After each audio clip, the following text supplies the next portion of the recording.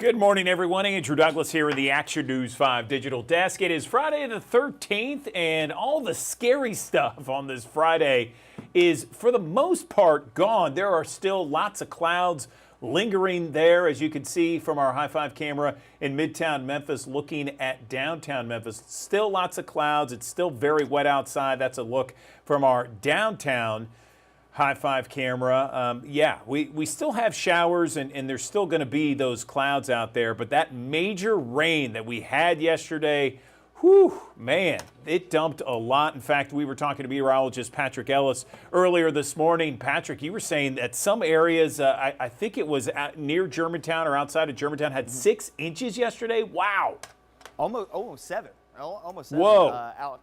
Yeah, near Southwind and the eastern side of Shelby County, almost 7 inches. Here at Action News 5, we were just under 4 inches and starting to get a little bit of rain here this morning as we're starting to pick up here with that area of low pressure still spinning back out to the west as we are kicking off the morning hours. As we zoom out a little bit further, you can see some more rain down to the south and west of us as well, still picking up. Put this in a loop over the last little bit and kind of give you an idea of what you're seeing there. And again, Francine is still swirling about here today, and this is still going to be part of the story. Light rain showers ongoing across eastern Arkansas, but it's pretty persistently light rain showers. It hasn't really moved all that much because Francine's center has basically stalled out. We would like to see that start to make a little bit of a move because that means that that's not going to be great for increasing rain impacts in those locations here this morning. But again, needless to say, there's still rain going on, some heavier pockets of rain going right up the Madison and Haywood County line this morning, right along a line that has not really moved all that much here through the course of this morning. This is a look at our First Alert Storm Tracker here this morning. First Alert meteorologist Maggie McCauley has been out and about in the roads this morning. Light rain showers coming down this morning. She's coming up Union, heading back out east. She's coming back to the station now, coming back to home base after kind of going around the entire city through the course of the morning. But you see the roads pretty damp this morning as she's coming up, closing in on the Cookout and coming down the hill, approaching Belvedere here in just a couple of minutes. There's Kimbrough right here. And again, you're coming up, eventually coming up towards Belvedere, next light down the road. But that's what you're going to deal with, the rain showers coming down here this morning. 60s and 70s as you're starting off the day. Still the warm spot. Selmer and Corinth both at 72 this morning. 66 in Summerville, 67 at Potts Camp, Hickory Flat this morning. Potts Camp, Hickory Flat picking up almost 4 inches, actually just a little over 4 inches of rainfall yesterday as the finicky Francine, festering Francine, whatever you want to call it. I mean, this thing is just not going anywhere, and it will be a pest in our forecast over the next couple of days as we continue to get a surge of moisture not only off the Gulf but also off the Atlantic Ocean. It's a connection that we're going to have to contend with over the next couple of days. High temperatures today, low 70s, lots of clouds, off and on showers. It's not going to be super heavy today. I think the rain showers of the heavy variety will have already been by the wayside, but occasionally you might get a downpour in 1 or 2 spots. But keep an umbrella nearby because occasionally you're going to tangle with these downpours as we go through the course of the day. Our Friday football fever game of the week, Whitehaven taking on White Station, the Battle of the White House. Temperatures in the upper 60s tonight, and of course you see from kickoff to halftime to the end of the game, there's a chance for scattered showers through the evening hours. So if you are going to be out and about here tonight, heading down to Whitehaven, just be prepared for the scattered shower opportunities. Let's take a look at First Alert Futurecast. And again, the swirling low of Francine continues to pick up. I think we'll start to see the coverage of rain picking up again for the Mid-South as we head towards the afternoon hours. So look at 4 o'clock today. A nice light rain. There's no wind. Again, there's a reason why we issued the First Alert Weather Day yesterday comparatively to not doing it here today. The reason why is because, again, with any landfalling tropical system, there was a risk for a spin-up tornado. Thankfully, that never manifested itself yesterday. But also the heavy rainfall. We saw the flooding concerns, the gusty winds, almost a 60-mile-an-hour wind gust at Memphis International Airport yesterday afternoon. I don't think that's going to be the case today. This is just a nice rain that we're getting here. And actually, for the year, almost kicking up the entire deficit. We almost have picked up enough to bust a drought here during the course of the last 24 hours. So just one tropical system. I said this a couple of days ago, you know, the one way that we could get a drought bursting opportunity is to get a tropical system to move through the area. And unfortunately, that's what happened. And it just happened to be that it was during a very busy weekend, the weekend being Southern Heritage Classic as well as Cooper Young Festival.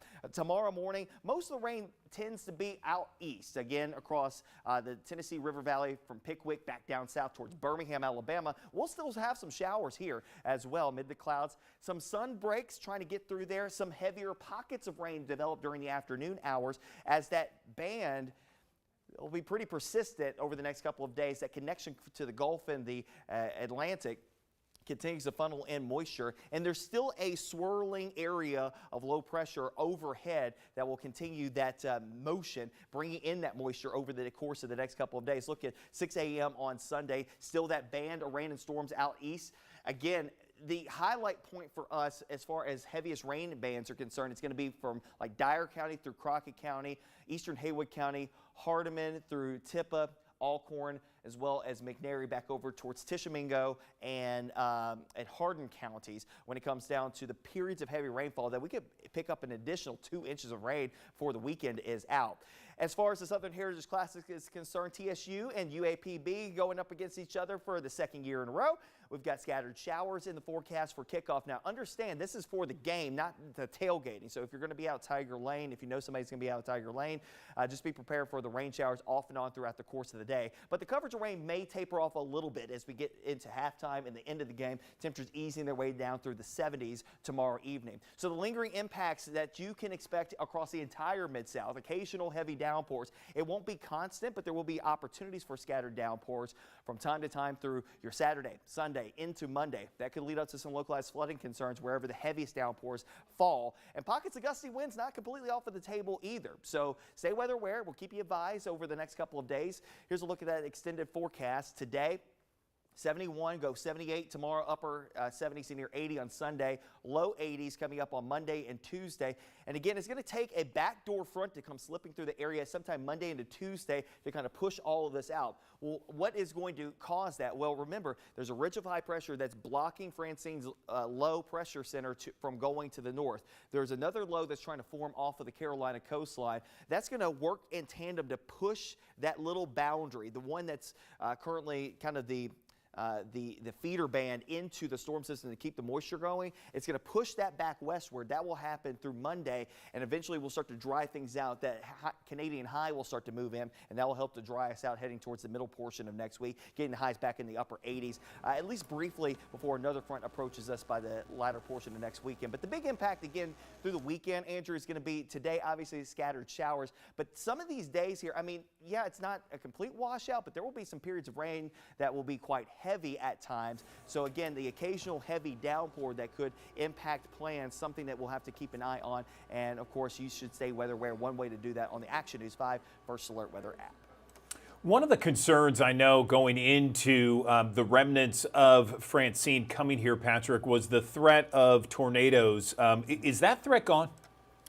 I can't completely rule it out. And the reason why I say that is because that one little band, even today, looking at the SPC guidance, there's just a little area in far northeastern Mississippi and across far eastern West Tennessee, talking McNairy County, Hardin County, Alcorn County, and Tishomingo County. There's a little corridor where we're right on the edge of where there's enough wind shear that if there's a thunderstorm that can catch into it, that we could see a spinning storm. Here's the thing though, even yesterday in the spots that we thought that we would see the possibility for tornadoes, we just never were able to materialize. There's a lot of dry air into this system. I think drier than even most systems that we typically see have this scenario kind of play out even have. So that has kind of capped things off from really taking off from that perspective. That's a good thing, but at the same time, we're still going to be watching it closely just to make sure. Of course, I'll be here this morning.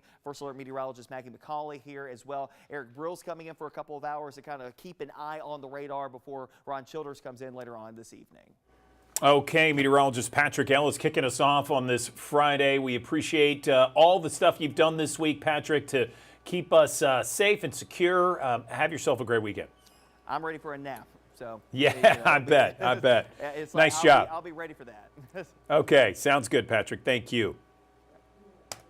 All right, let's take a live look right now from our high five camera in Midtown Memphis as we go to break here. 67 degrees, lots of clouds out there.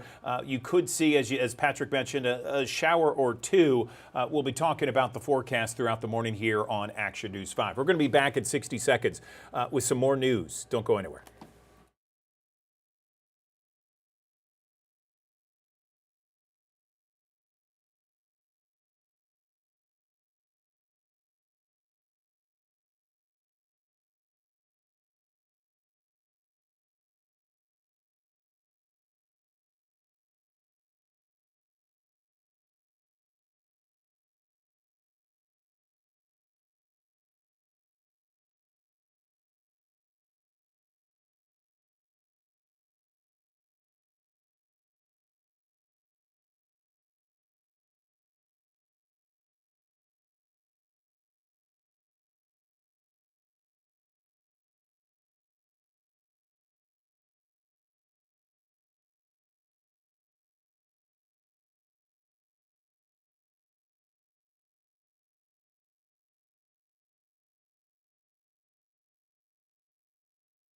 News 5 Digital Desk. I'm Andrew Douglas. I don't wear my glasses too often, but hey, I'm talking to a trend center right now. I got Shelby Smith on the line with Overton Park Shell. She's been wearing her glasses for several weeks every time we talk to her, and always looking great and ready to go when it comes to the interviews on the digital desk. Shelby, how are you?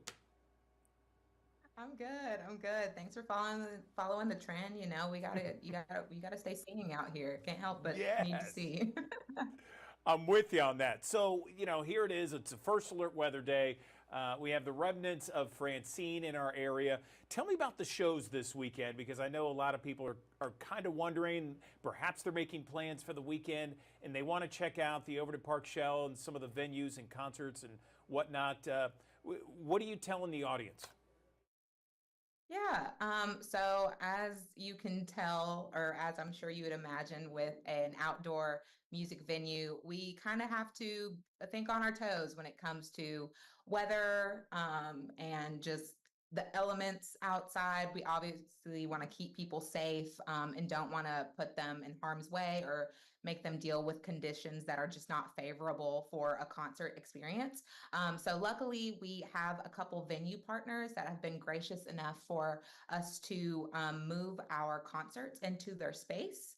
That will presumably be happening on Friday, unless the weather takes a real big shift or big turn. But our Friday show featuring Healy, an amazing hip hop pop local artist. He hails from Memphis, Tennessee. We will be moving his show to Growlers. Again, presumably, definitely make sure to stay updated on our social media, just in case any of that does change. But based on what we're seeing from weather predictions, that show will be moved to Growlers. But Saturday, it seems like we're in good shape to have things at the lawn, or at our historic venue. We're bringing out the Tennessee Mass Choir in partnership with the Memphis Black Arts Alliance for our first MBAA Gospel Night. So you're going to get some church vibes a little earlier than Sunday, but it should be a really great show. This is our first time doing a full gospel showcase on the lawn. So hopefully the sun is shining so people can come and hear some good singing. That is fantastic. I love it. I love the Tennessee Mass Choirs or Mass Choir. I love all the state's mass choirs because they are fantastic. Just some beautiful voices out there. Okay, so just to recap, we have Healy at Growlers if it's still significantly raining outside, and then the Tennessee Mass Choir is going to be at Overton Park Shell. Is that right? Yes, that is correct. And again, we will be keeping people update on both our website, on our Instagram, and our Facebook. So if anything really changes, y'all will be the first to know. We like to get that information out to our patrons as soon as possible, mostly so they can make plans to visit us wherever we're going to be. And again, we're just grateful that our audience and our artists are willing to be flexible with us because we are up against Mother Nature, and she waits for no one. She's not the most patient person. But again, ultimately, we've been able to pivot in ways that we think really benefit not only our staff, but everybody that's engaging with our entertainment. Absolutely. And of course, both shows are free, right? Both shows are going to be completely free. Whenever we pivot to another venue, we still try to uphold the mission of making sure everybody has access to the entertainment that we are bringing to the stage. So whenever we do pivot, as long as we can, and we try our best to, all of those shows will continue to be free. Yes, sir. Okay. And just to double check, both shows begin at 7 o'clock? Yes, 7 o'clock, 7 o'clock on the dot. And again, if that changes at all, definitely stay tuned on Facebook. We're trying to keep everything within the same, programming or within the same time. But because we're working with other venues, there might be some time changes. But I believe everything will be starting as normal at 7 o'clock. It just venue might be, there might be an update coming. Gotcha, gotcha. All right, Shelby Smith, we appreciate your time. Thank you so much. Best of luck this weekend as always, and thanks for all that you do. Thank you, and stay dry out there. Yes, no question.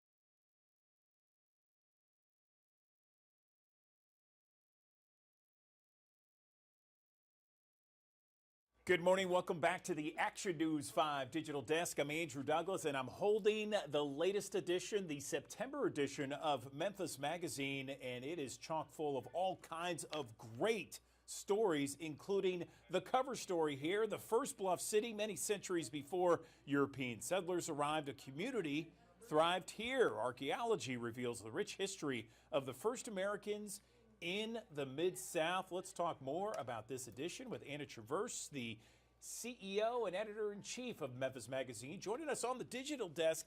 Anna, I love this.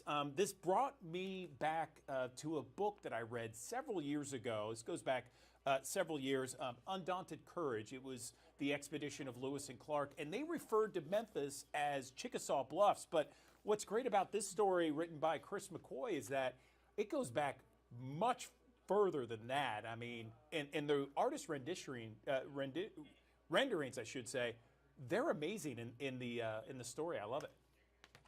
Hey, thank you so much. And I love the cover photo too. It's by a gentleman named David Dye, and it almost to me looks like a painting.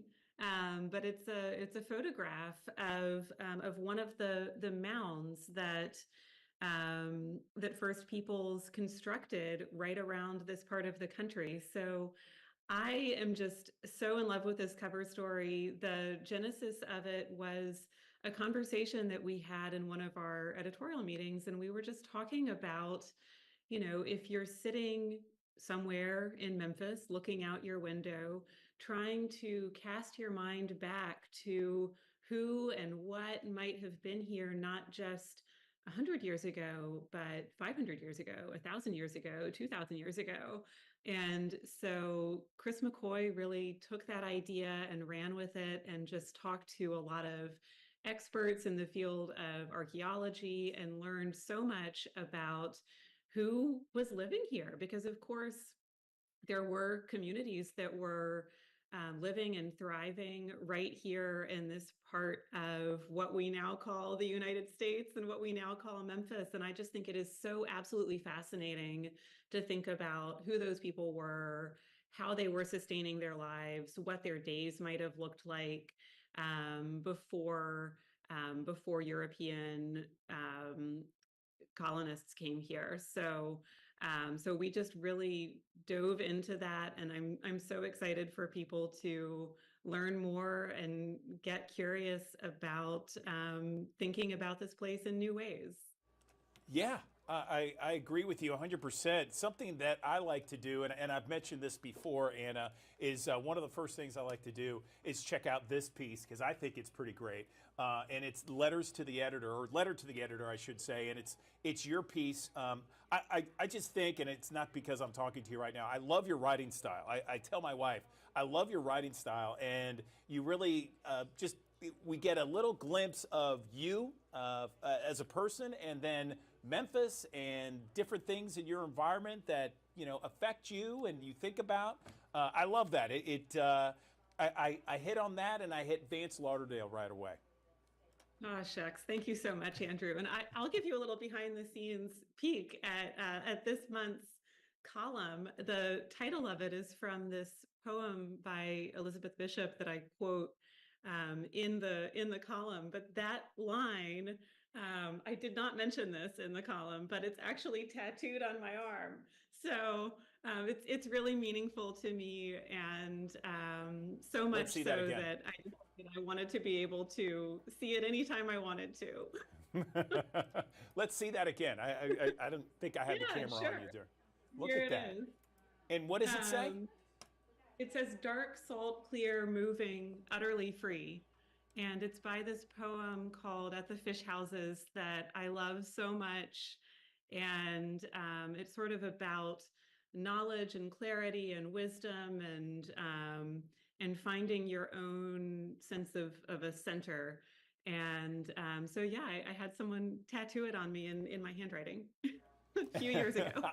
I love it. I love it. And it's a great way to begin opening, the Memphis Magazine. You read a little bit about you and who you are and what you're thinking, and then you go into the latest edition of Memphis Magazine. Great stuff. And I'm really looking forward to really diving in to Chris McCoy's piece. Something else. Really recommend the cover story. So fascinating. Yes, I can't wait. I can't wait. Tell me more about Curb's enthusiasm. That was something that struck a note. Yeah, I'm glad that you pointed to that. So this is an article. It's part of our Local Treasures series about Mike Curb and the Mike Curb Institute at Rhodes, and really just really talking about Mike Curb, about his impact in the music industry, but also in Memphis, and the way that he has translated that into education opportunities. So yeah, I hope that people will get to know a little bit more about him, and the work that he's doing at Rhodes College through the Mike Curb Institute. Yeah, that is cool, and also Rhodes being a part of Vance Lauderdale's piece a little bit there on the tower on campus. That's cool too. Yeah, my mother was a professor at Rhodes College for many years, and so of course I'm familiar with the Halliburton Tower. Her office was right next to it, but I have to be honest and say I never really knew why it was named for Richard Halliburton. So Vance Lauderdale gives us some background on that, and it's a slightly odd story because it turns out that Halliburton had no obvious connection to Rhodes College. He didn't go there, but just you'll find out more if you read it. But it's an interesting story, and he sounds like a fascinating guy. Yes. That's what we call in the industry a tease for people to read. Exactly. The article. So finally, one of my favorite places to go, especially on the weekends, Bog and Barley, and boy, they hit it out of the park each and every time I go there. Yeah. I mean, they're doing something completely different here. I love that they imported so much of of the place from across the pond. I mean, who does that? So it looks and feels like an authentic pub in Scotland. I mean, with peat included, some peat moss that they've got hanging out over there. And yeah, I loved Bruce's piece about it, and he always each month takes us on a little cocktail journey to a different bar around town. So what I love is that he often will include sort of the setting and the conversations that he's having with the bartender and the story behind what they're putting in the glass. So you really kind of get a little bit more than just your average review. You kind of get a sense of the people and the stories behind it. Excellent, excellent. Anything else before we let you go? It's on newsstands now, memphismagazine.com as well. Yeah. What else can we mention? Absolutely. So, I mean, I always like to draw people's attention to the calendar. We always offer a really good list of what to do around town this month. I'll also shout out our, we call it 901 Health. It's our medical and health feature that we include on a regular basis. And for this month, actually, we got a first person account by Shara Clark, who's the editor of the Memphis Flyer. And Shara had a really traumatic break in her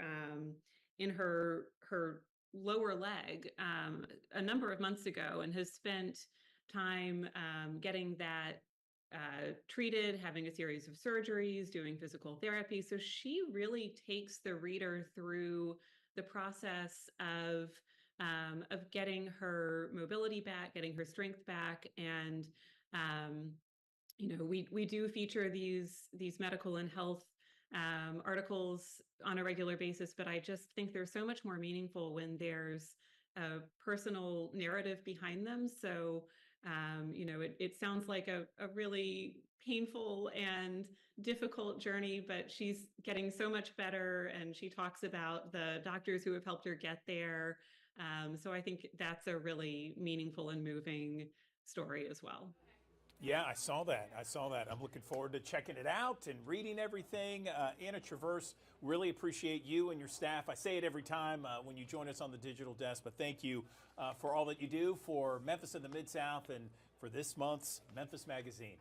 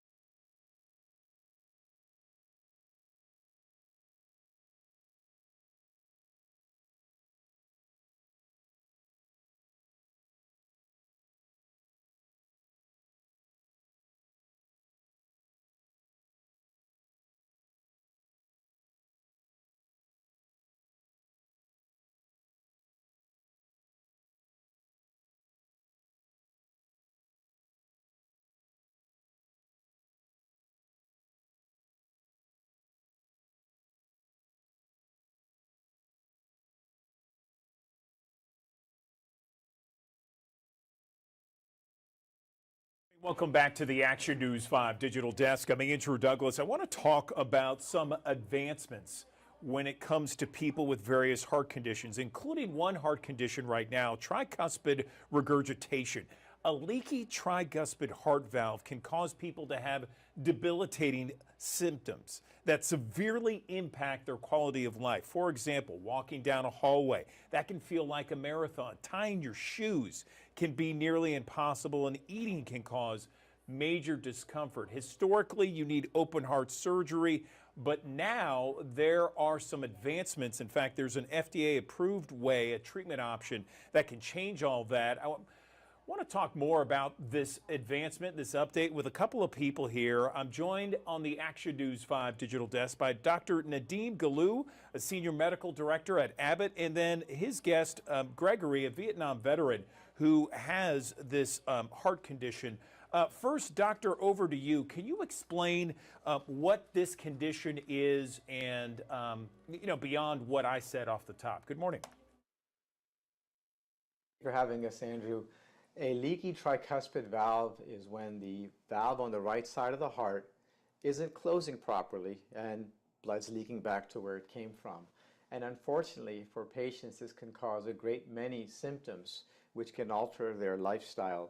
This can include swelling in the legs, swelling in the abdomen, a loss of appetite, a loss of energy, and not wanting to do the things that normally bring one pleasure and joy.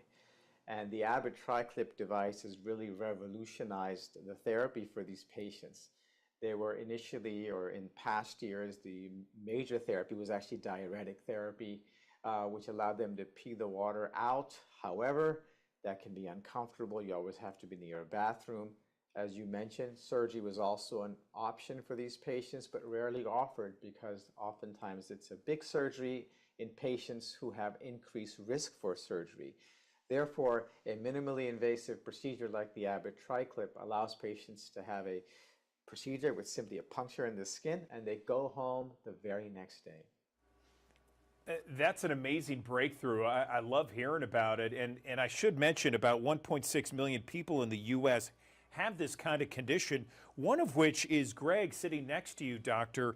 I'd like to ask him a question.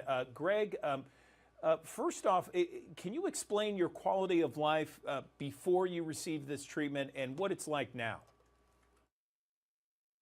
Well, before I received the treatment, I was feeling very lethargic, tired, and unable to do the things I was accustomed to doing.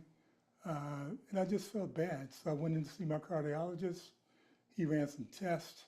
The results were I had tricuspid regurgitation.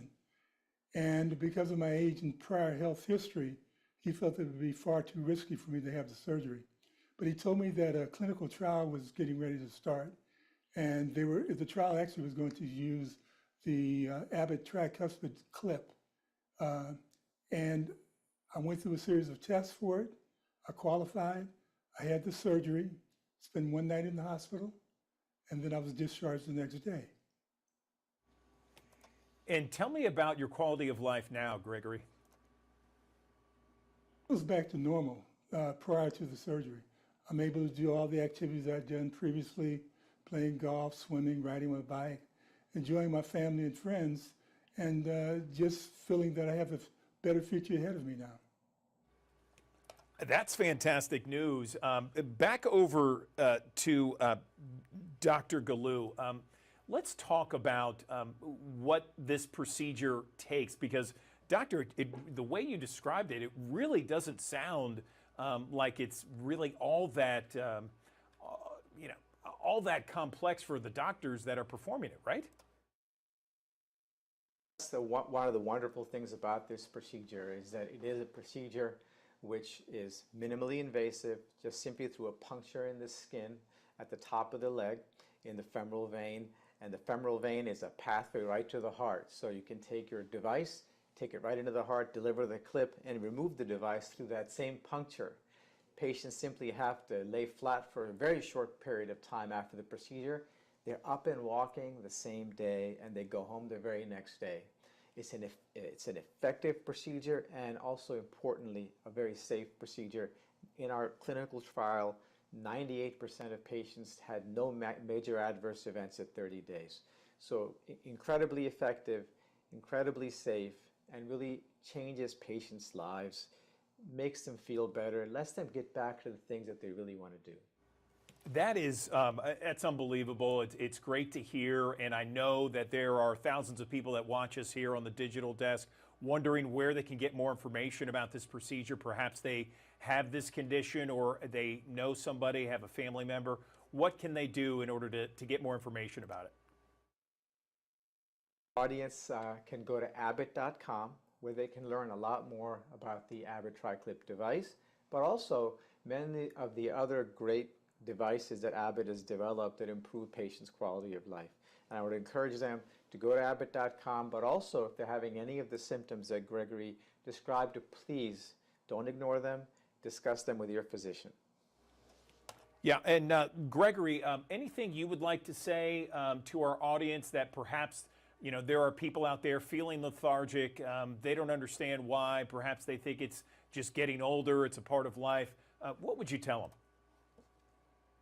Say to them is that if you are feeling similar symptoms that I had, go to your cardiologist, get tested. You have an opportunity for two options, either open heart surgery or the TriClip, Abbott TriClip, which is a less invasive surgery. So take advantage of the opportunity and ultimately feel much better. All right. Well, listen, gentlemen, thank you to you both for letting us know about this breakthrough treatment. It sounds fantastic, and I know a lot of people are going to be thanking you both for letting them know about this amazing treatment for their heart condition. We appreciate your time.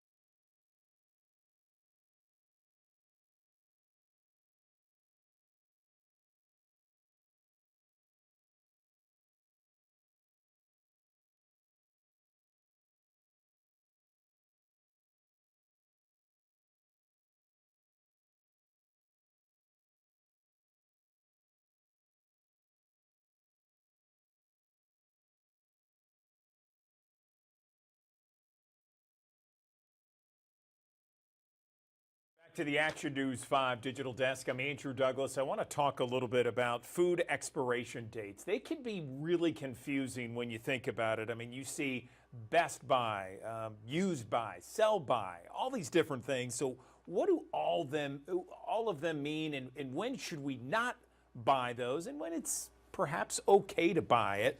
I'm joined right now by our friend on the Action News 5 digital desk, Quinay Johnson. She's a clinical dietitian at Regional One Health, and she's back with us. Quinay, nice to see you again. Let's talk about this issue. Does it come up often in your practice? It does not come up often because I do acute care, so people are really worried about the trauma experiences that they're going through now. But in passing with family and friends, this conversation is brought up. I bet. So is there a certain rule, or maybe there's several rules that, like guidelines, just to follow when it comes to looking at the label, specifically expiration dates? Let's hear it. Yes, so I did a little research before we had our conversation today, and food labeling can be confusing because there is no standard language for it, and it's up to the facilities or the companies that produce products to be transparent and put use by dates on them. But in terms of laws, there's only one law that encompasses the regulation of use by dates, and that's specifically catered towards infant formula. Everything else is up to discretion. Okay, so off the top, I was talking about best by dates, use by dates, sell by dates. What's the difference here? I kind of get like best by and sell by. Maybe that's the same thing, but is there a way to just kind of decode it all? So Best Buy and Sell By, they are used well, all three of them actually are used interchangeably, used by Sell By and Best Buy. Sell By is usually used by the distributor, so your local grocery store, they use Sell By to make sure that they're keeping things on stock while it's at peak. So usually the people that are doing inventory and stock for the product on the shelf, once they see that Sell By has passed, they're supposed to remove it off the shelf. Or sometimes they'll give you a discount because it's still technically safe to eat, but it's not at its peak. Sell by, I just went over sell by, use by, and best by. Use by is usually the date that's most correlative with if it's best to eat or not. And again, going back to infant formula, when it has use by, you should not use. infant formula past its use by date because it's backed by law, but everything else is basically used to determine if it's at its best quality. So you could still buy the product and it may be safe, but the best bet that you can, the best rule that you can abide by is if it smells good, looks good, and tastes good. If something doesn't look right, I say discretion by not picking that item up. Okay, all right. Yes, it's it's so confusing. I mean, just hearing your response, it's like, okay, I got to write it down exactly which one is which. What about canned goods? I know that sometimes canned goods, have that expiration date, but a lot of times canned goods look the same either before or after that expiration date. How should we decipher that? Yes, senses are your best friend. Taste, smell, sight, appearance, and texture. So with canned goods, of course, it's in a can, so you can't really taste it before you take it off the shelf. But things to look for with canned goods are any damage to the casing, or if it looks like it's been expanded. If you see those things, I would caution to not pick it off the shelf. And with the dates that are on the can, it is again in relation to its best quality. So if it has a date on the can that's past due, usually canned goods are still safe months to years after the expiration date. Yeah, that's what I thought. And I guess what's the most important thing if you were to say, okay, this is the number one thing you need to know when it comes to expiration labels, just overreaching, regardless, no matter what we're talking about. You got to remember this one rule. What would you say it is? Excuse me, we're having some technical difficulties. I cannot hear. How about now? Can you hear me? Yes, I can hear now. Okay, good, good. I was just saying, if there was a far-reaching overall rule, like the golden rule when it comes to expiration labels on food, is there one label or is there one rule that just it trumps everything else? So that one rule is the use by date. And again, that's only with infant formula. If the use by date on infant formula is passed, do not use it because babies are one of the immunocompromised of our population. And there's a list of people who qualify as immunocompromised or people that have impaired immune systems. When it comes to dates, they're not as reliable. The biggest thing that you can use are your senses. So your sight, your smell, your taste, and I believe there's one other sense that you can use. Yes, sight, smell, taste, or feel. So if you have the ability to use those senses to your advantage, use them because they usually never lead you astray. Yeah, no question. One final thing, I've heard this before, just want to double check with you. If you have like over-the-counter medication like Tylenol, Advil, that sort of thing, if it's past expiration, that just means it's a lower strength and it's okay to have, right? That is not my specialty, but I can agree with you that usually once it hits that date that you see on the case, then it is a lower strength than what it was before. That's right. You're a dietitian. You're not, I got you. I got you. Out of the realm. Anything else? Final thoughts before we let you go, Quine? Yes, so the FDA is one of the websites that provides a lot of information in regards to food safety. And one of the most confusing thing about these terms are that they can be used interchangeably and that there's no law to basically regulate how people talk about these topics. So when you're concerned about expiration dates, the term that's used is food product dating, and food labeling is actually used for nutrition facts labels.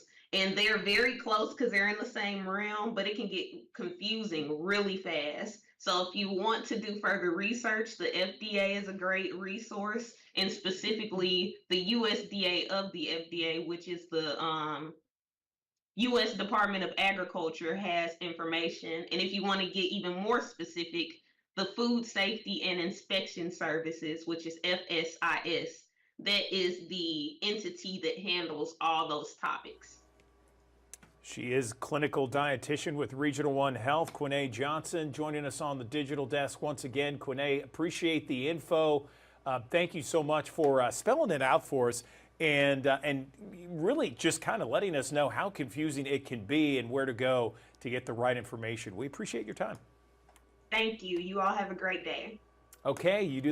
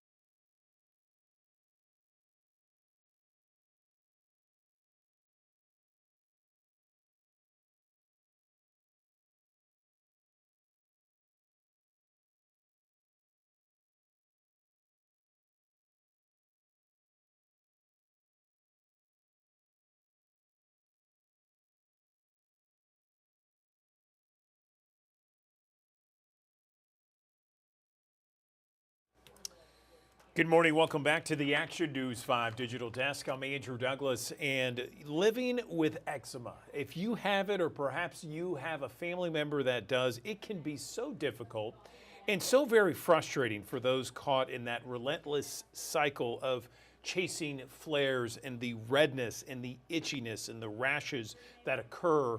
And they can occur anywhere all over the body. The good news is there is a brand new once daily steroid-free cream that can really help manage and help control eczema so you can enjoy your summer and all throughout the year, all the months throughout the year. Let's bring in a board certified dermatologist to talk about this new once daily cream.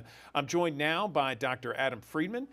He is on the digital desk, and Doctor, thank you for joining us. Let's talk about this issue and not only the issue of eczema, living with it and some of the difficulties, but this new breakthrough. Good morning. Good morning. No, thanks so much for having me here. And you teed it up perfectly. You know, this is one of the most common chronic relapsing inflammatory skin diseases that also commonly imparts a horrific impact on quality of life and also skin. And to your point that it can occur anywhere on the body and the spectrum of clinical presentations is so diverse, making the right diagnosis can be a challenge. And so for me, one of the helpful clues when trying to distinguish this from other things, the itch of atopic dermatitis really stands out as an itch that feels amazing to scratch, but not so amazing because that scratching will actually make the condition worse, but also add a level of ostracism because people will say, well, just don't scratch, you'll get better. And that's absolutely not true. And that actually adds to the burden of disease by saying something like that. So that's why I've partnered with Arcutis to really raise awareness about the condition, but also to your point, talk about new options that can really get this under control. Okay, so let's talk about that, Doctor, because we know that the summer months, that's kind of when a lot of people that live with eczema, those that condition tends to flare up, doesn't it?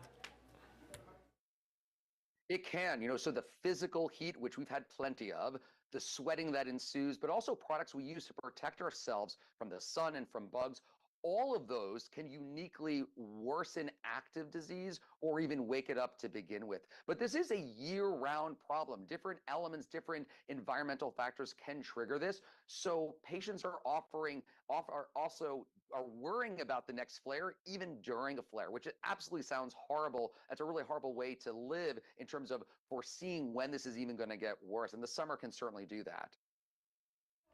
So let's talk about ways that people can care for their skin if they have eczema throughout the year, whether it's winter, summer, spring, fall, that sort of thing. Yeah, so there's some basic rules that apply year-round for everyone. First is limit soap use and make sure you're using a soap that is meant for someone with eczema. Actually, we'll say it on the bottle. More importantly, apply a moisturizer to damp skin, to trap water into the skin, as dry skin is a central piece of this condition, and your skin needs a little bit of water in there for it to make itself correctly. Now, these are great, but often don't cut it. And that's where FDA-approved medications, whether it be topical or even systemic, meaning they work from the inside out, can be extraordinarily impactful. And the most recent one that was just approved is called Zoryve or Roflumilast, 0.15% cream that is indicated for once a day use for mild to moderate eczema for those 6 and up. And remember, this affects so many ages. It's important to have options that can be used across that spectrum. Where can people go to learn more information about this new medication, maybe some of the side effects? Are there any, by the way, and where can they go? Yeah, so first off, easy answer. You can go to Zoryve, ZORYVE.com for more information about the medication and atopic dermatitis. In terms of safety, overall, very well tolerated. The most common side effects included headache, nausea, and site application pain. But this only occurred in roughly a few percent of those studied. And we're talking about a study over 1,000 people in number. So when you have a study that size, it gives you a lot of confidence about the data with respect to how a drug will behave in individuals suffering with this condition. Anything else, Dr. Freeman, you'd like to mention with regards to living with eczema, how to take care of your skin, this new medication? Anything else? Yeah, I think this is the era of eczema. Just 10, 15 years ago, we had very limited options, and now there's so much attention being paid to this condition. Also, it's important to note that someone suffering eczema is not on their own island. This condition can affect the entire family because of its impact on sleep, school, job, you name it. So getting it under control and maintaining that control is of the utmost importance for everyone. Okay, Dr. Adam Freeman, board certified dermatologist, we appreciate your time. Thank you for illuminating us to some of the new treatments for eczema and best practices. We appreciate it.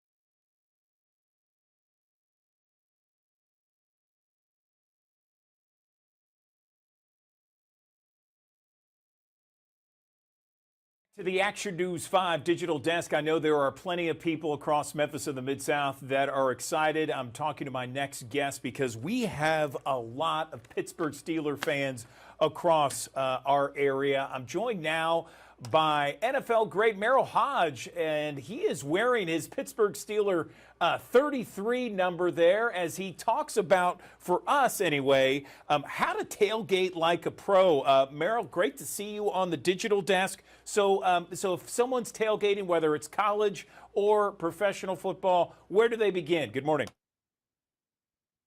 Yeah. Well, thanks, Andrew. Thanks for having me. I'll tell you where you begin. First of all, we're going to start with the TV. You got to have something to watch the game. That's the key. LG OLED B4 TV up to 83 inches. Now that's a 65-inch TV, so 8 million self-lit pics. That's why that picture is so incredible. I just let you look at it itself, but that's why it's got a crystal clear picture. And then when you're outside, you got to be able to hear, whether it's a home gate or a tailgate, Dolby sound incredible. And here's the kicker, $1,400 off selected sizes. So great opportunity for a good price on TV. And then you got to have something to power it. I think that's always one of the most critical aspects. This is actually not a cooler. This is a Jackery, tailgate, home gate. This right here is the Jackery 1000 V2. This is going to power every TV, your grill, your phone, music, whatever you want all day. And to ensure that, they got a solar panel with it just to make sure it stays charged. So you don't have to worry if we're going to overtime, everything dying. It'll stay alive. Use code HOMEGATING at jackery.com for $200 off the regular price. Great deal. Now we got to eat, okay? This right here, new, the Sonic Double Sonic Smasher, okay? Premium cheeseburger, Sonic, $7, hand smash made to order Angus beef. I say it's easier to buy than it is to make them. And when I see this right here, they'll be lucky if it survives this commercial right here. And then we got to doll things up, the Cricut Joy Extra. DIY smart cutting machine. That is this bad boy right here. It cuts up to 50 materials. It actually made this, works on vinyl, cardstock, and iron-ons. Made everything here from coasters to koozies, team logos, player names, decals. Like I mentioned, it made this shirt right here. So it can do a lot of things for you to really make your party fun. And it's only $200, under $200. So doesn't cost very much. Size is very small and it's awesome to play with all the things that you can do with it. So you put this all packaged together, Andrew, you and your team are going to have one heck of a day, whether it's a home gate or a tailgate. It sounds great. Appreciate it, Merrill. Let me talk a little bit about you first off. You know, we got accustomed to watching you all the time on ESPN with your great analysis. Tell us what you're doing now. I know that you were diagnosed with non-Hodgkin's lymphoma not too long ago. First, tell me about your health and what you're doing now so we can update your audience, because you got a lot of fans here in Memphis and the Mid-South. Yeah.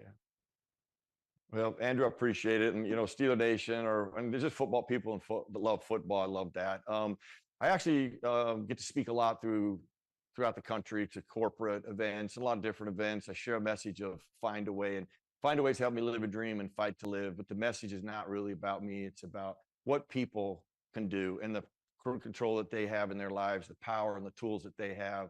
If exercised properly, they can overcome anything and become anything. And that's what the message is really about. And that's my passion right now. I do stuff with the NFL still and the Steelers still. So I'm still active in football, but speaking and sharing a message of find a way is my passion. I love that. I really do. And thank you for sharing it, by the way. Also wanted to just get your thoughts on this upcoming NFL season. I mean, it's already begun. We're looking forward to week 2 here. What are your thoughts so far? Well, it was an interesting week. You know, the teams, I watch games on TV like this on Sundays, but then I spend all week watching tape. I still do that because that really tells you the truth about a player and about a team. And, you know, there's one thing that was very evident this week. You know, there's a lot of, you know, the young players that are playing, and the transition from college to the National Football League is a massive leap in a variety of ways. It's not just the athletic aspect of it. It is really the IQ of the game that I've always said is one of the most biggest challenges from college to the NFL. Having experienced that was one of my biggest challenges. And just seeing the newness with different coaches that come in and teams that have continuity and consistency. They're just ahead of all those other teams that are not. And there's two things actually as you watch this Sunday and on. There's two things I always tell fans to watch for that help you with the outcome of a game. What team can control the tempo of the game? That's why running the football becomes a vital component of doing that. And then the turnover battle. If you looked at a lot of the games, the wins and losses, it all hinged around that one statistic. The most important statistic is turnovers. You're consistent there. You control the tempo. You got a chance to win in the National Football League consistently. If you can't do those two things, then your team's probably going to struggle. And it's probably the reason that they don't win consistently on Sundays. So we know that, you know, Buffalo, Kansas City, San Francisco, I mean, people are picking them to do really well. Dolphins, some are picking them. Is there a dark horse, perhaps a team that is not on the radar that you think is going to surprise a lot of people, Merrill? Yeah, well, you know, listen, I know Detroit's not surprising anybody, but a team that actually, you know, did really well and then they kind of fell off the map, but they revamped themselves with what I just mentioned is actually the Philadelphia Eagles. You know, they went back and looked at their team and like, wow, we completely lost our running game. And that's controls the tempo of the game. That sets things up. It makes it easier for everybody, not just your quarterback, but your defense. And I think the Philadelphia Eagles might be a team, you know, that we see get back to where they were a couple of years ago, even though they fell off last year drastically. Fantastic. Well, listen, Merrill Hodge, it's been a pleasure to talk with you. Appreciate all that you do for everybody out there, not only those audiences that you speak to, but the NFL and beyond. We appreciate your time on the digital desk. Thank you. Andrew, you're the best. Thank you, brother. Appreciate it. You got it. All right.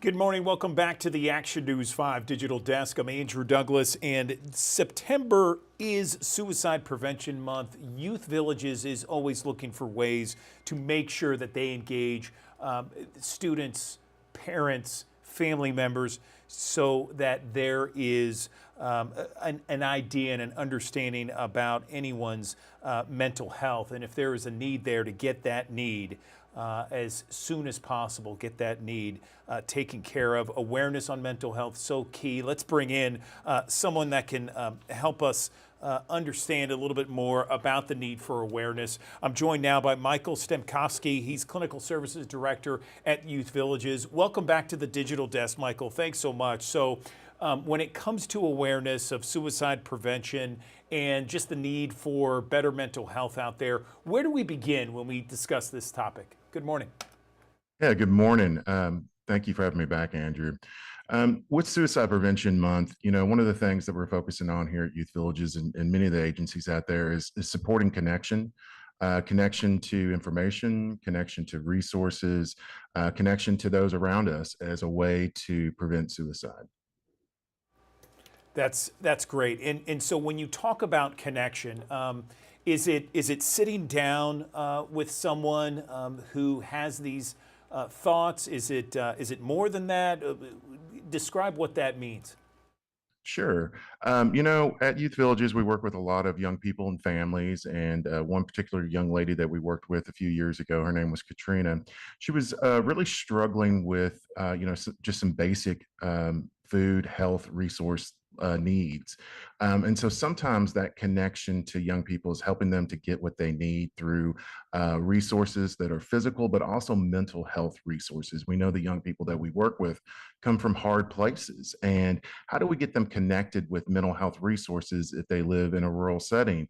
When you consider our viewing area here this morning, there are certain areas where it's hard to get connected to mental health treatment. So we might facilitate, that connection to a mental health provider, or we might go into the home and be that mental health provider for that young person or that young family.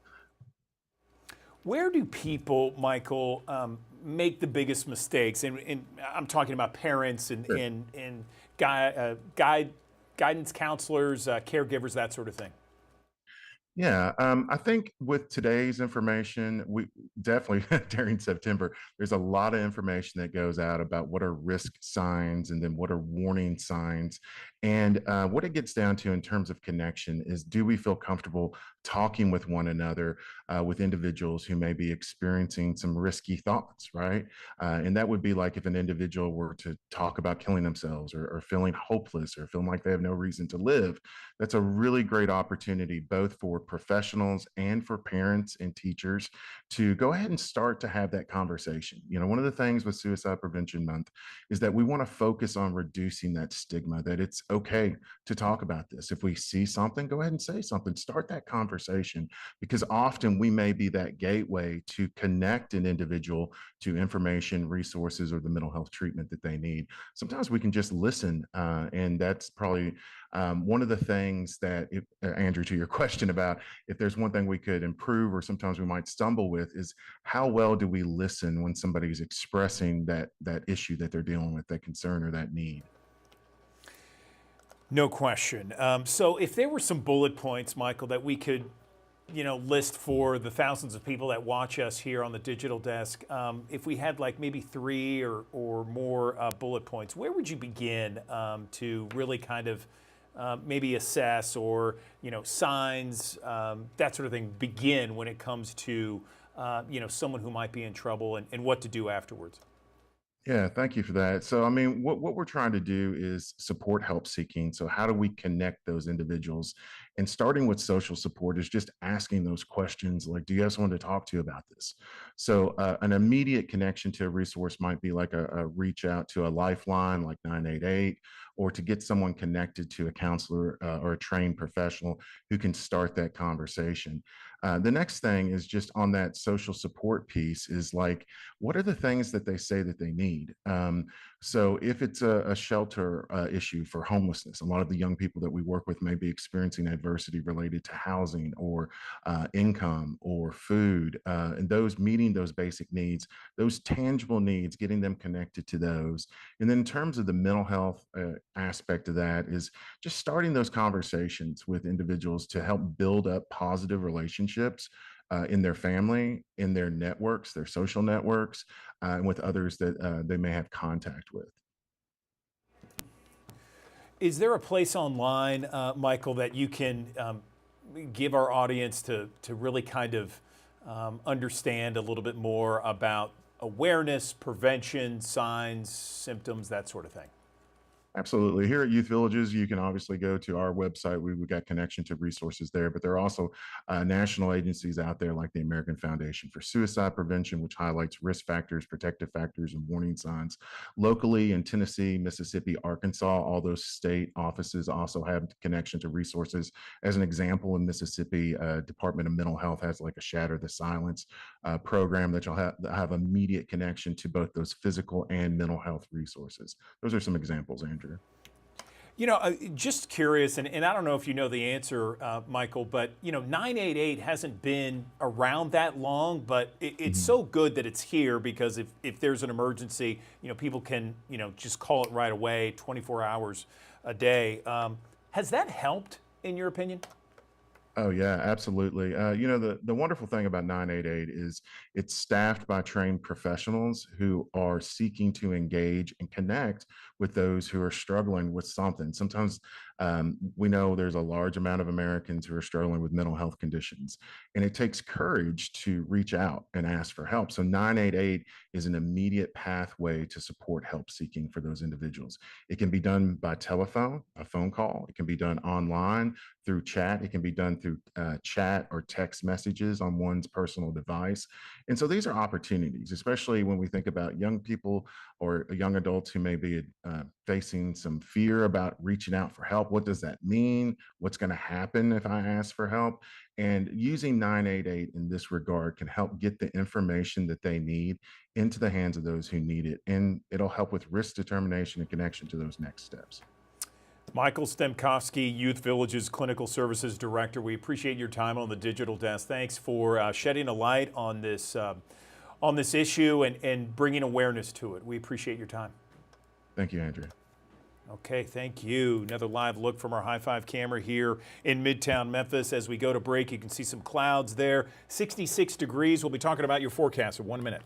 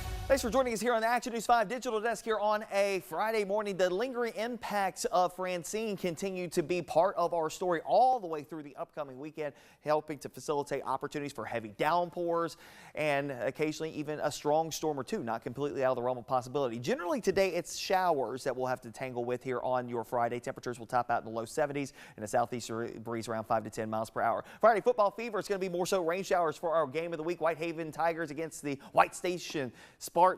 Temperatures in the upper 60s if you're going down to Whitehaven tonight. Keep those ponchos nearby because, again, we'll have those opportunities for rain showers. Temperatures hovering in the upper 60s this evening. The rain potential continues all the way through the early and mid portion of next week. It's a funneling effect because of this area of low pressure, the finicky Francine, if you will, that is still pinwheeling overhead. So the farther west that you go, less of rain impacts will likely be, but the farther east that you are, there's a focal mechanism that is pushing in the rain opportunities to come in not only off the Gulf of Mexico, but also off the Atlantic Ocean. So that will all focus itself into some heavier pockets of rain, especially in our easternmost communities heading through the next couple of days. First alert futurecast showing that swirling motion of Francine continuing to pivot around the mid-south as we head through your Friday. Temperatures will top out in the low 70s here across the area, but keep in mind there will be some light showers, occasionally a couple of heavier downpours, not out of the realm of possibility. As this low continues to unravel itself, that band of rain will kick out a little farther to the east, but that's where the heaviest corridor of showers and storms will likely lie, even going into much of the day on Saturday. So the easternmost communities will likely see our heaviest bands of rain even into your Saturday, Sunday, and into Monday. Occasionally, though, those showers will pivot in the direction of Memphis in the Mid-South, and occasionally even some sun breaks as well. So it's not going to be completely cloudy. It's not going to be sunny by any stretch, but at least there might be a couple of sun peaks here and there. But occasionally you're going to have to tangle with rain showers. They'll be light to moderate at times. Other times they could come down quick, fast, and in a hurry, where we could see some localized flooding concerns. Keeping an eye on that tail end throughout the coming days, where we could have those heavier pockets of rain to contend with, even going into the weekend. Cooper Young Festival is going on hopefully tomorrow. If not tomorrow, the rain delay is for Sunday.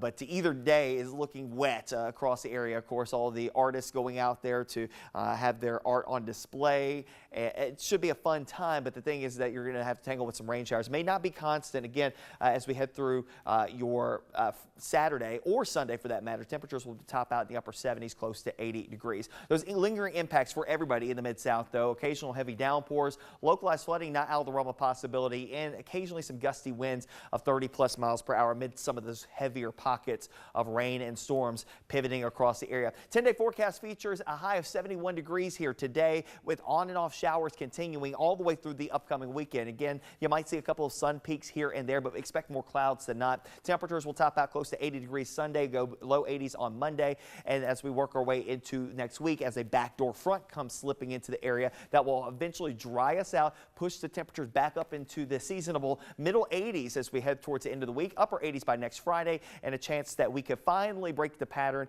as we head through that time frame. But in the meantime, keep those umbrellas nearby and be prepared for occasional downpours that could be heavy at times through the weekend and even into the early portions of next week.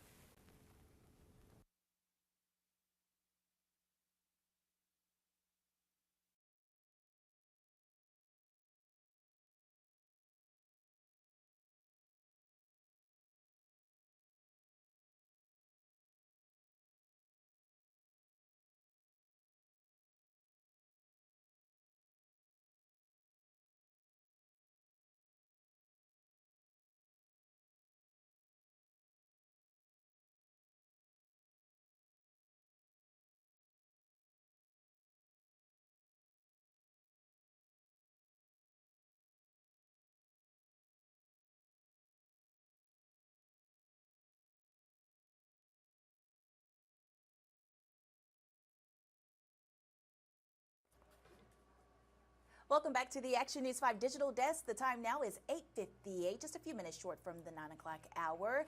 Right now, we're going to switch gears and look ahead this morning to what's going to be a very great night, an entertaining night, a magical musical night at the University of Memphis. It's going to be the opening night at Scheidt. That's the School of Music on the University of Memphis campus.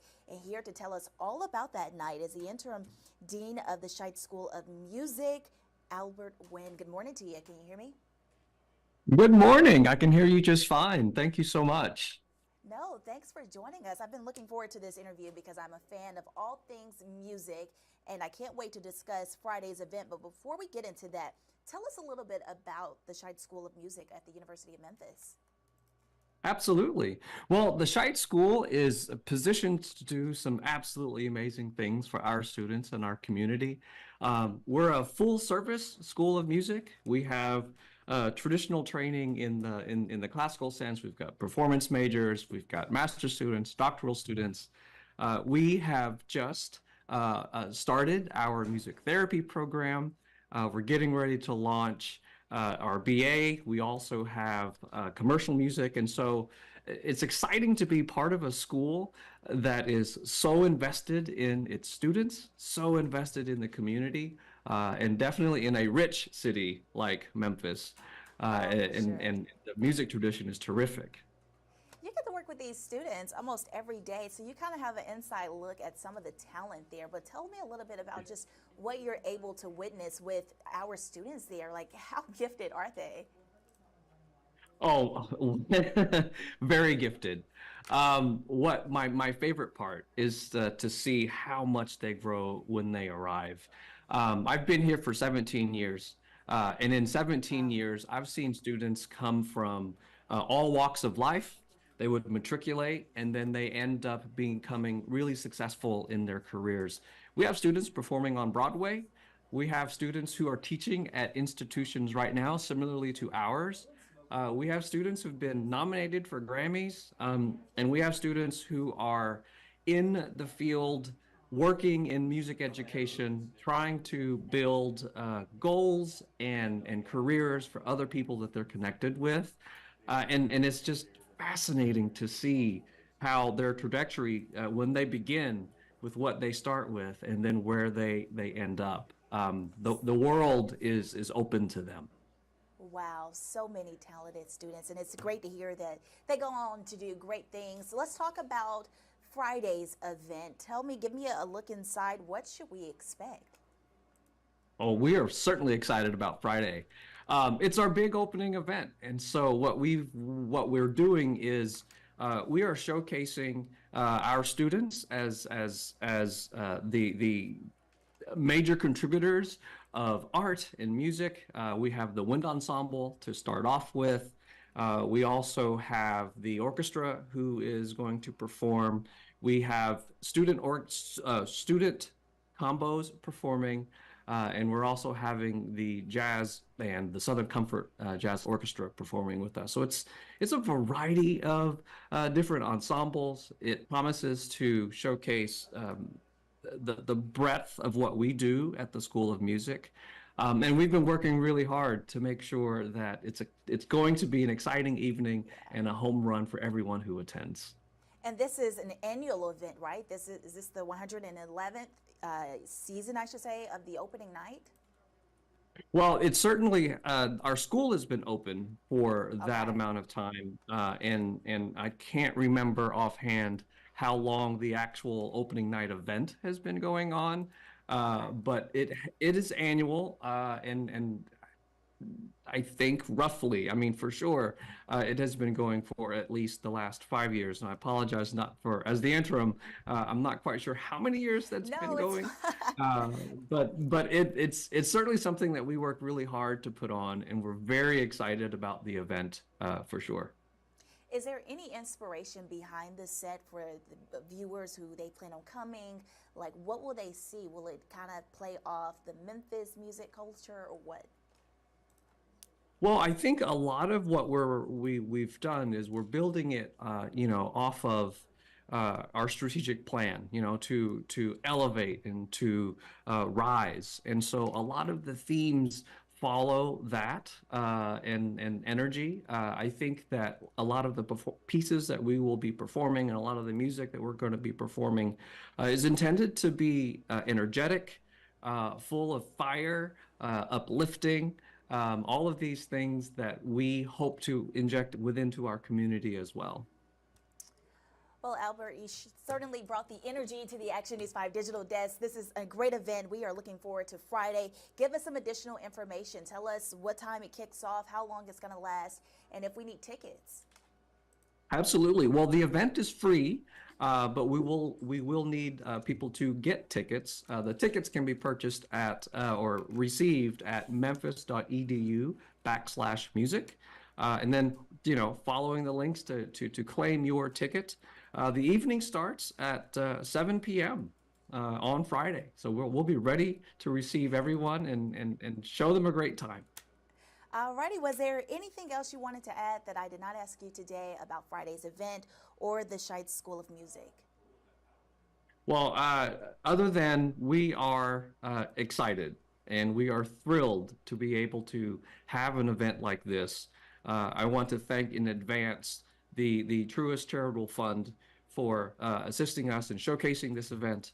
and I'm just excited to have everyone show and support our students, and then allow us to give back to the community with all the hard work that's been going on in our walls right now.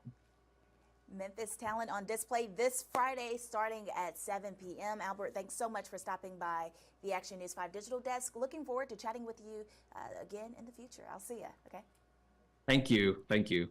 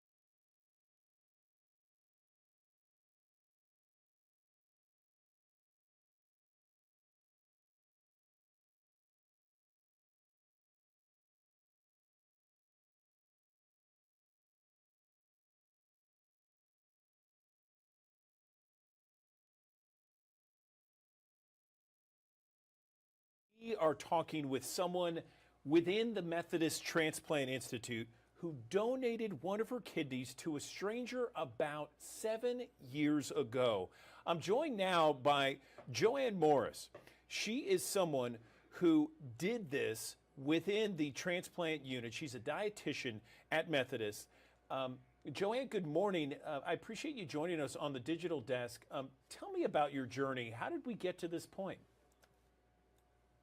Well, good morning. Thank you for having me and letting me share a little bit about my story in organ donation. So I've been a dietitian at Methodist here for 11 years, and it was never on my bucket list or something to do to give away a kidney to a stranger, but working with patients day in and day out in our transplant clinic, I just felt like I was better educated and aware about the critical need of needing more living donors, and then also seeing the joy of people receiving their kidneys.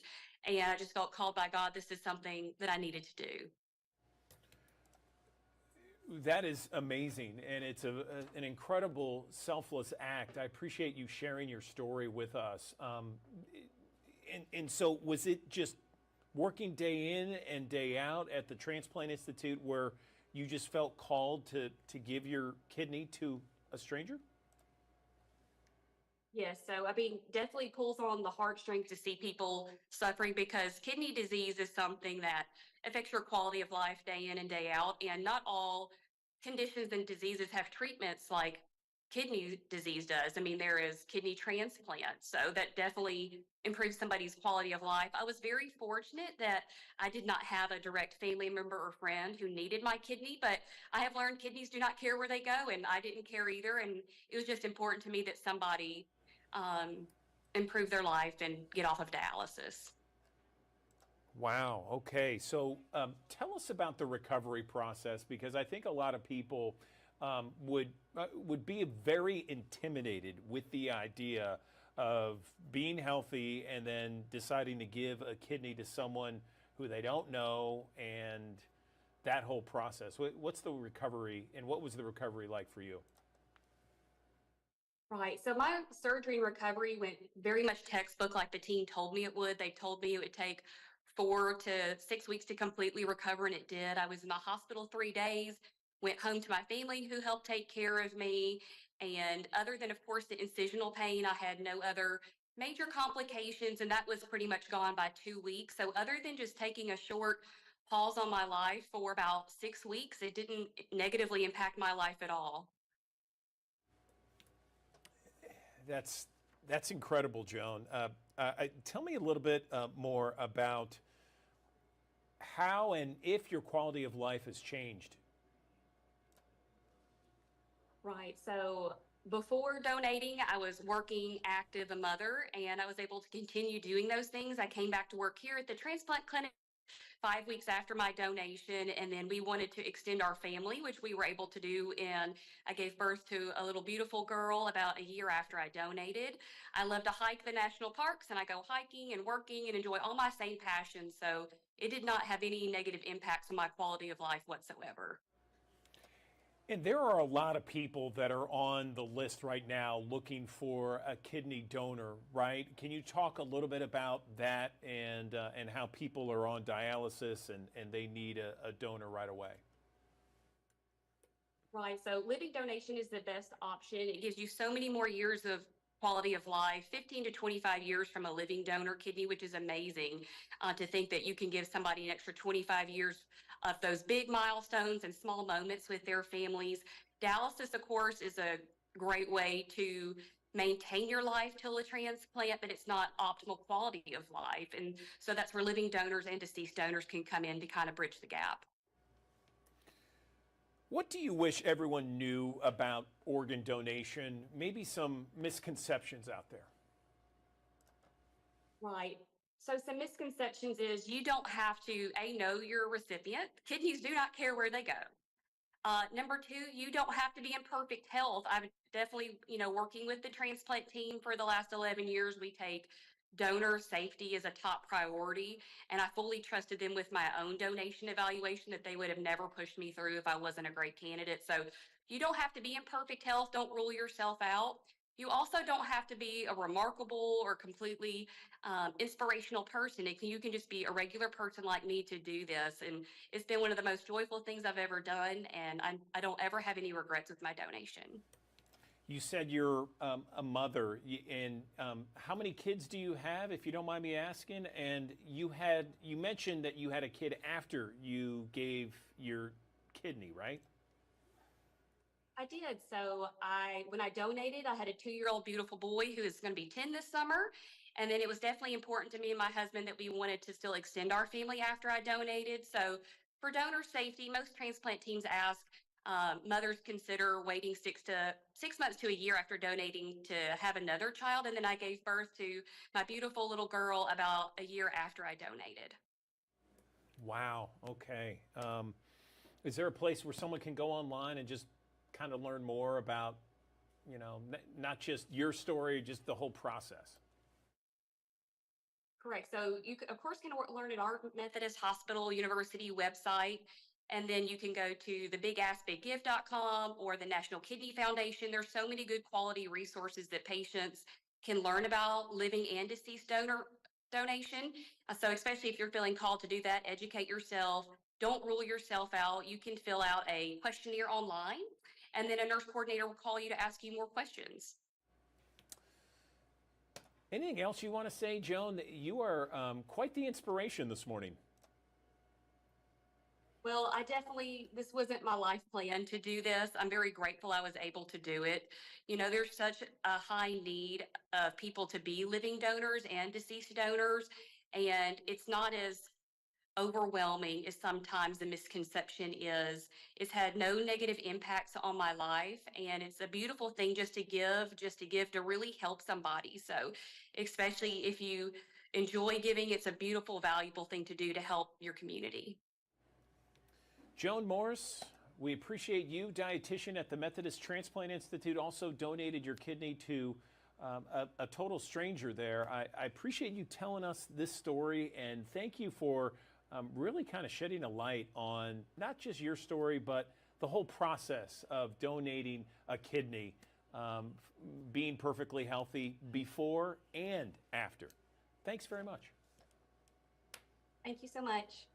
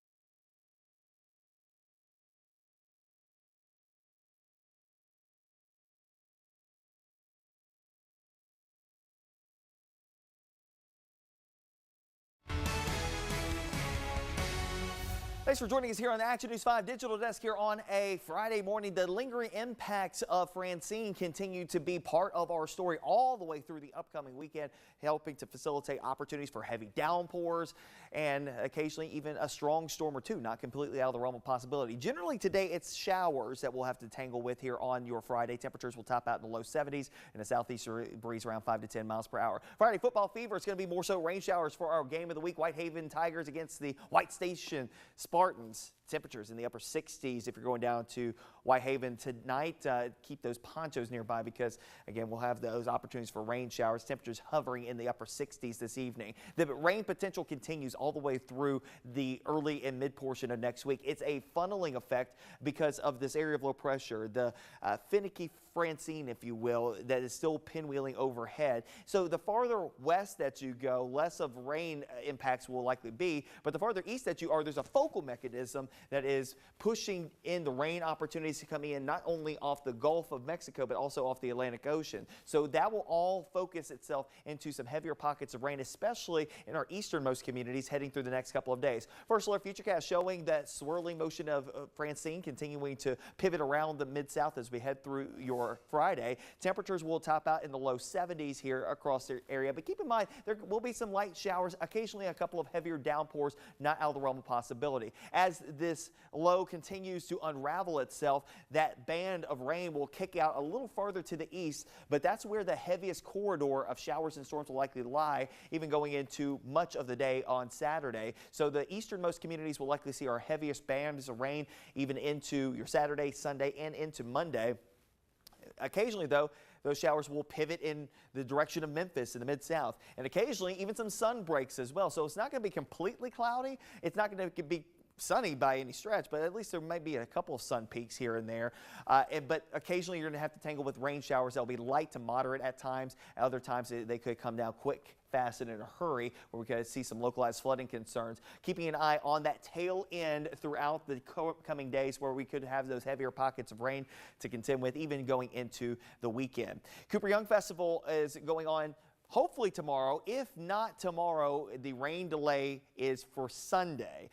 But to either day is looking wet across the area. Of course, all the artists going out there to have their art on display. It should be a fun time, but the thing is that you're going to have to tangle with some rain showers. May not be constant, again, as we head through your Saturday or Sunday for that matter. Temperatures will top out in the upper 70s, close to 80 degrees. Those lingering impacts for everybody in the Mid-South, though. Occasional heavy downpours, localized flooding not out of the realm of possibility, and occasionally some gusty winds of 30+ miles per hour amid some of those heavier pockets of rain and storms pivoting across the area. 10-day forecast features a high of 71 degrees here today, with on and off showers continuing all the way through the upcoming weekend. Again, you might see a couple of sun peaks here and there, but expect more clouds than not. Temperatures will top out close to 80 degrees Sunday, go low 80s on Monday, and as we work our way into next week, as a backdoor front comes slipping into the area, that will eventually dry us out, push the temperatures back up into the seasonable middle 80s as we head towards the end of the week, upper 80s by next Friday, and a chance that we could finally break the pattern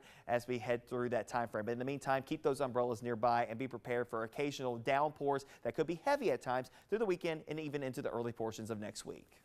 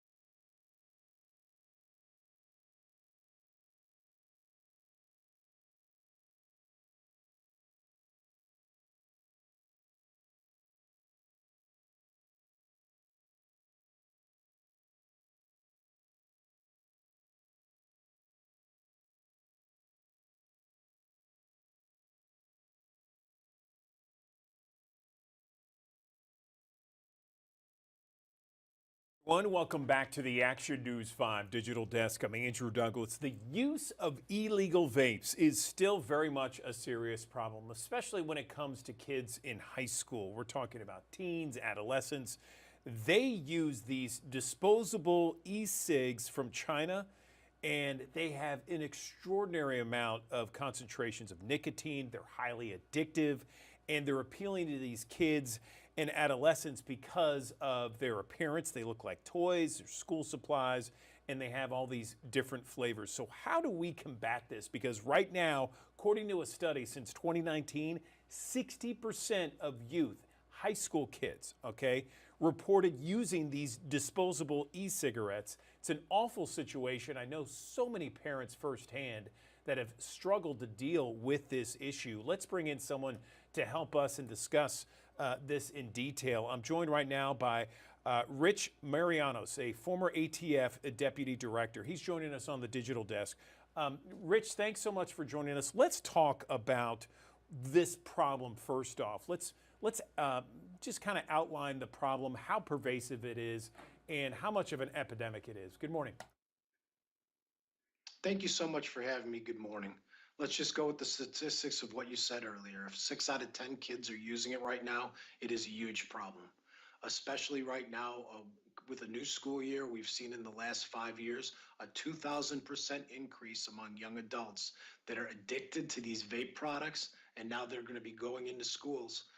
Almost zombies is what I say. So addictive, with products like Tyson's Heavyweight 1000 Puff Mango Cherry version, not manufactured by industry, manufactured by Chinese organized crime. But this addiction creates a disruption which affects our school system, our parental duties, school resource officers, our administrators. And if we don't grab a hold of Chinese organized crime that's involved in this, the problem will just become more and more severe every day going into this year.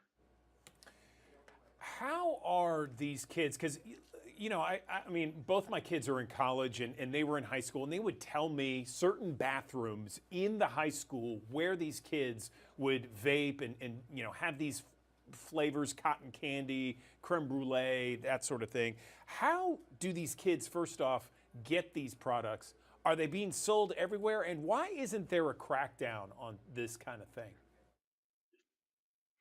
Well, let's start first. How are they getting it? A lot of it is through the websites and social media, or illicit vape shops that are selling it directly to the kids that aren't paying attention to the laws. They're not paying attention to any regulations, and they're actually putting out poison, unregulated Chinese poison, to our children.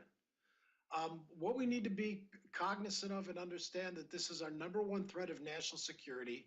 It's another vehicle for Chinese organized crime to come in, make more money on the backs of America, and go after our greatest resource, which is our children. So bad, Rich. It just infuriates me as a parent and what my kids have told me about the epidemic and the problem that they see firsthand. So we've identified, this problem and how large it is. So let's talk about solutions for all those parents, the grandparents, family members out there. Well, you brought it up a little bit earlier, and we need better enforcement. We need the government to pay attention to what's going on. We need states to develop a registry to what is illegal in terms of also what is legal for tobacco harm reduction. When these products first came out, the good ones are designed to get people away from combustibles, but the bad ones are now addicting our children. We need enforcement. We need to be giving the laws the tools, directories for law enforcement to go and put these vape shops out of business, to disrupt the supply chain, and understand that organized crime hits everyone. It's time that we hit back, and as a community, as a society, hit back in taking these out of the marketplace and making it safer for our young adults.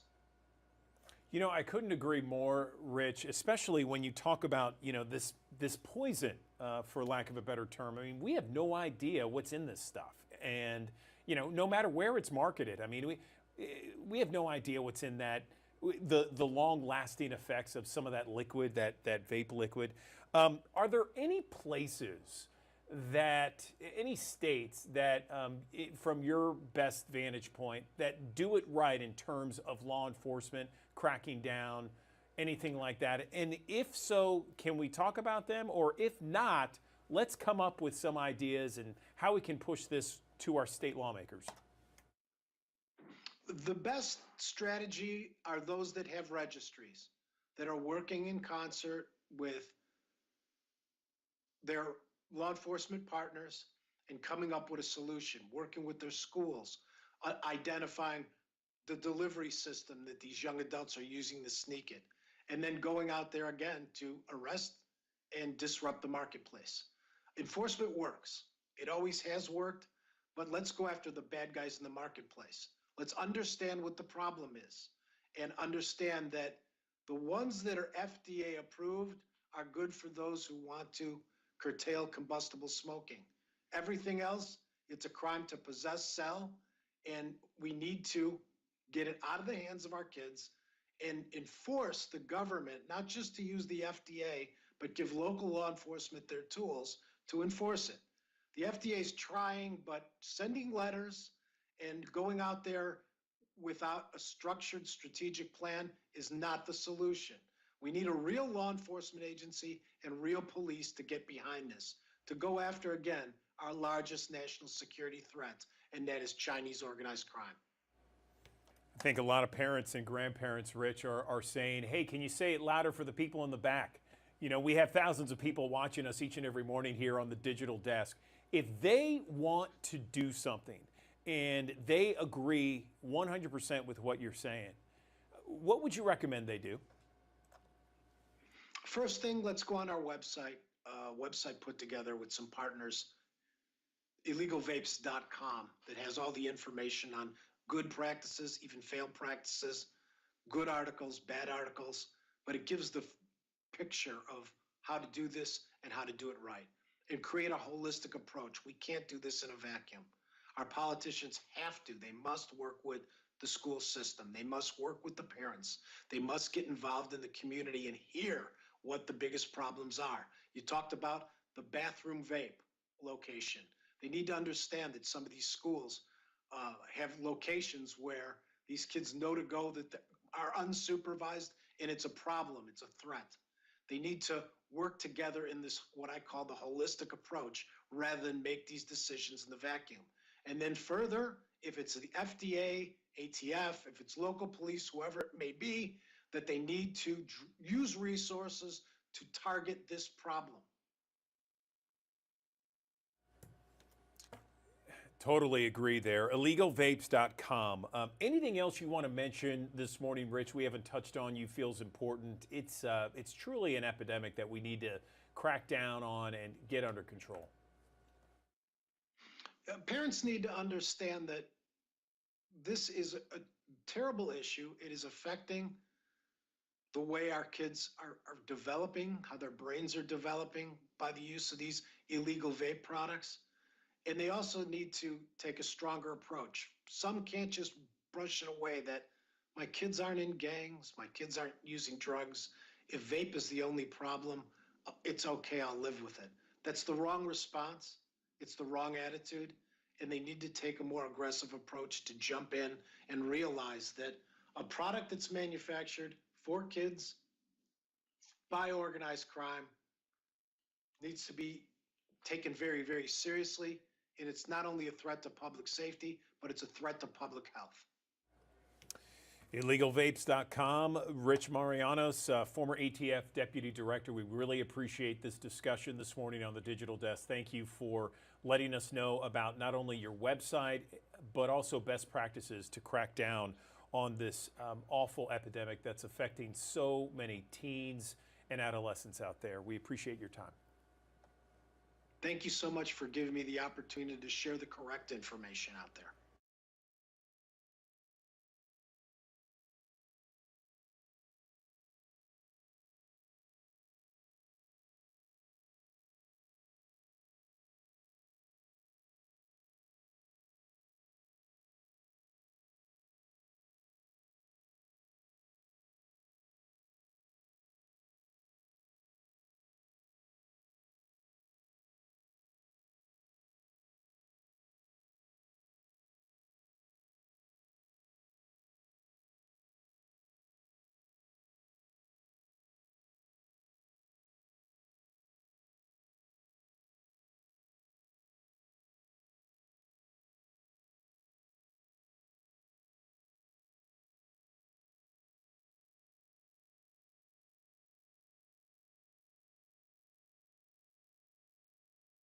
I want to talk about a very important issue, seniors facing loneliness. And here's the thing, it is detrimental to their health, physically, mentally. It leads to all kinds of general well-being issues, but there are ways to overcome that loneliness, and volunteering may be the answer. Let's bring in a couple of women to talk more about this issue. I'm joined now by Atalia Sergi, AmeriCorps Senior Director, and Shelley Brosnan, a volunteer. Ladies, thank you for joining us. Let's begin first with Atalia. Good morning to you. Can you tell me how bad this issue is when it comes to seniors and loneliness? Good morning.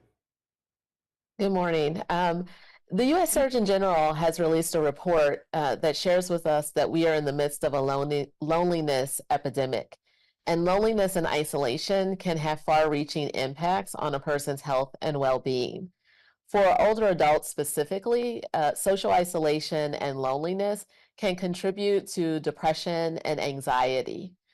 The report does have some good news in it. The biggest takeaway is the impact that social connections can make, and volunteering with like-minded other adults getting out into the community can really increase the social connections for older adults. And that can help improve mental, physical, and cognitive health. Yeah, I totally see how this could happen. Of course, we talk a lot here at Action News 5 about how social connections are so critical for so many people, especially our seniors out there. Tell me more about how volunteering can really help bridge the gap, I guess you could say. Yeah, so AmeriCorps is the federal agency for national service and volunteerism.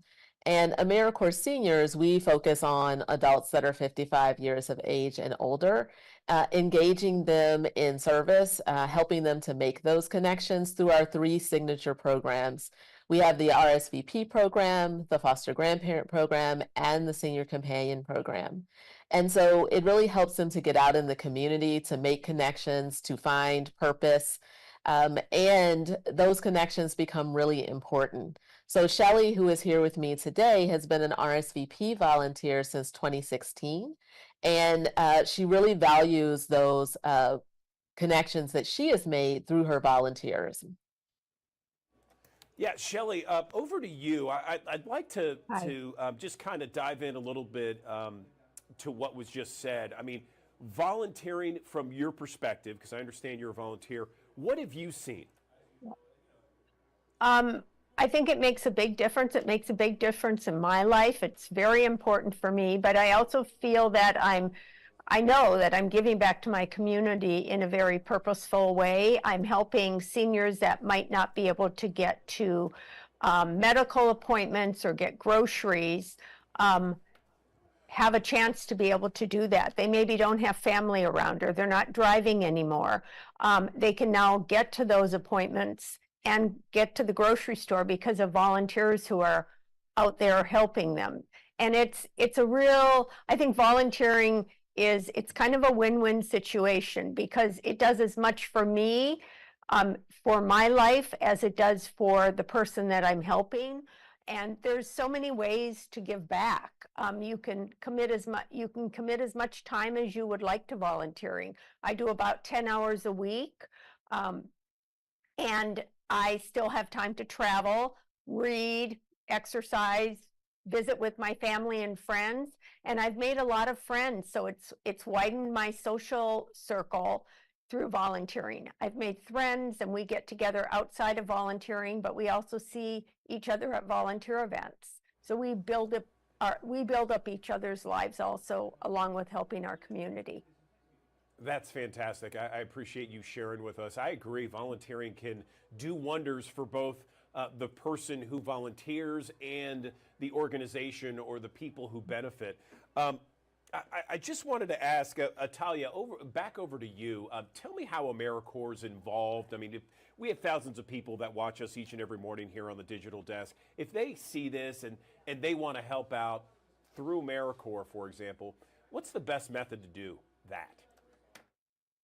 So we have our three signature programs. RSVP, as Shelley has shared, has flexible scheduling, a variety of things you can do. The foster grandparent program connects volunteers with children and youth to help support them with their academic development. And then our senior companion program provides volunteers the opportunity to give a helping hand to other older adults and those with disabilities, and to support caregivers. So in your area, we have a foster grandparent program, and they support children to develop their literacy skills. They help children who are struggling with their social emotional development. And they also are working alongside early childhood educators. So we have a pilot program where older adults are working in those early childhood centers and have the opportunity, if they want, to become an early childhood assistant. So there are many opportunities. And if you want to learn more, go to AmeriCorps.gov/yourmoment. It'll take you to our website. You can find volunteer opportunities. You can find a little bit more about each of the programs I mentioned. Okay, Atalia Surgery and Shelley Brosnan, we really appreciate your time this morning. Thank you so much for letting us know about this issue that is currently facing our seniors out there and ways to overcome it. We appreciate it. Thank you. Thank you.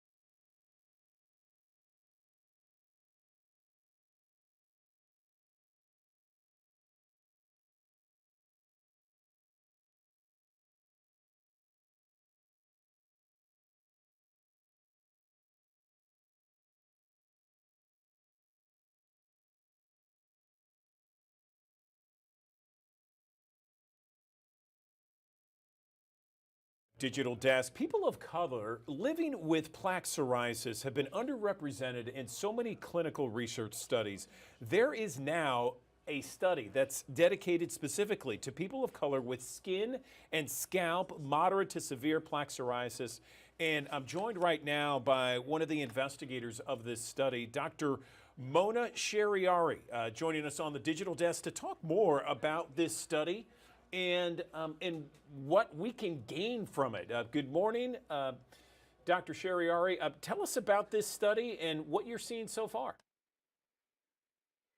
Well, thank you so much for having me this morning. So as you mentioned, historically, patients with skin of color have been underrepresented in clinical trials with numbers as low as 5%.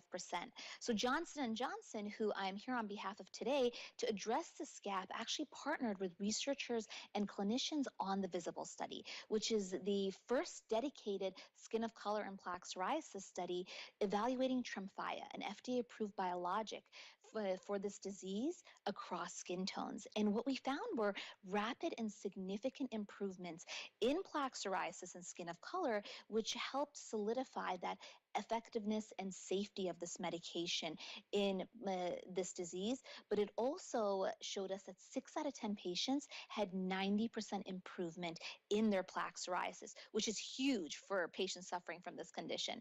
Now, this may not be the right medication for everyone, so I encourage patients to speak with their dermatologist about the benefits as well as the side effects of the medication. And to learn more, they can visit Tremfya.com. Tell me, we have thousands of people that watch us each and every morning on the Digital Desk. Can you tell us just an overview of what plaque psoriasis is and how it affects certain people in certain ways? Absolutely. So plaque psoriasis is an autoimmune condition. It impacts about 8 million Americans, and it's characterized by an overproduction of skin cells on the elbows, knees, as well as the scalp and other areas, but it does present differently on different skin tones. So individuals with lighter skin might have red or pink plaques, while individuals with melanin-rich skin might have dark brown or violet plaques. And this can actually lead to delays in diagnosis in our patients with skin of color, but the burden of disease goes beyond what you can see. It can impact someone's emotional health as well as their quality of life, with those impacts being more significant in people with skin of color. So if people want to check out some of the results of this study, how can they do that? So if they go to trumfia.com, they can not only see the results of the study, but learn more about what makes the visible study unique, and also look at pictures of what plaque psoriasis looks like across a variety of skin tones. Anything else you want to mention with results, with the results coming out of this study, Doctor? I think the most important thing I want the audience to remember is that there are a lot of unique challenges that patients with skin of color with plaque psoriasis face when it comes to being diagnosed as well as receiving a treatment. So I want patients to be empowered to talk to their dermatologist about the available treatment options, because everyone deserves to have access to high quality, equitable care. Okay, Dr. Mona Sheriari joining us on the digital desk. We appreciate your time. Thanks so very much. Thank you so much. Have a good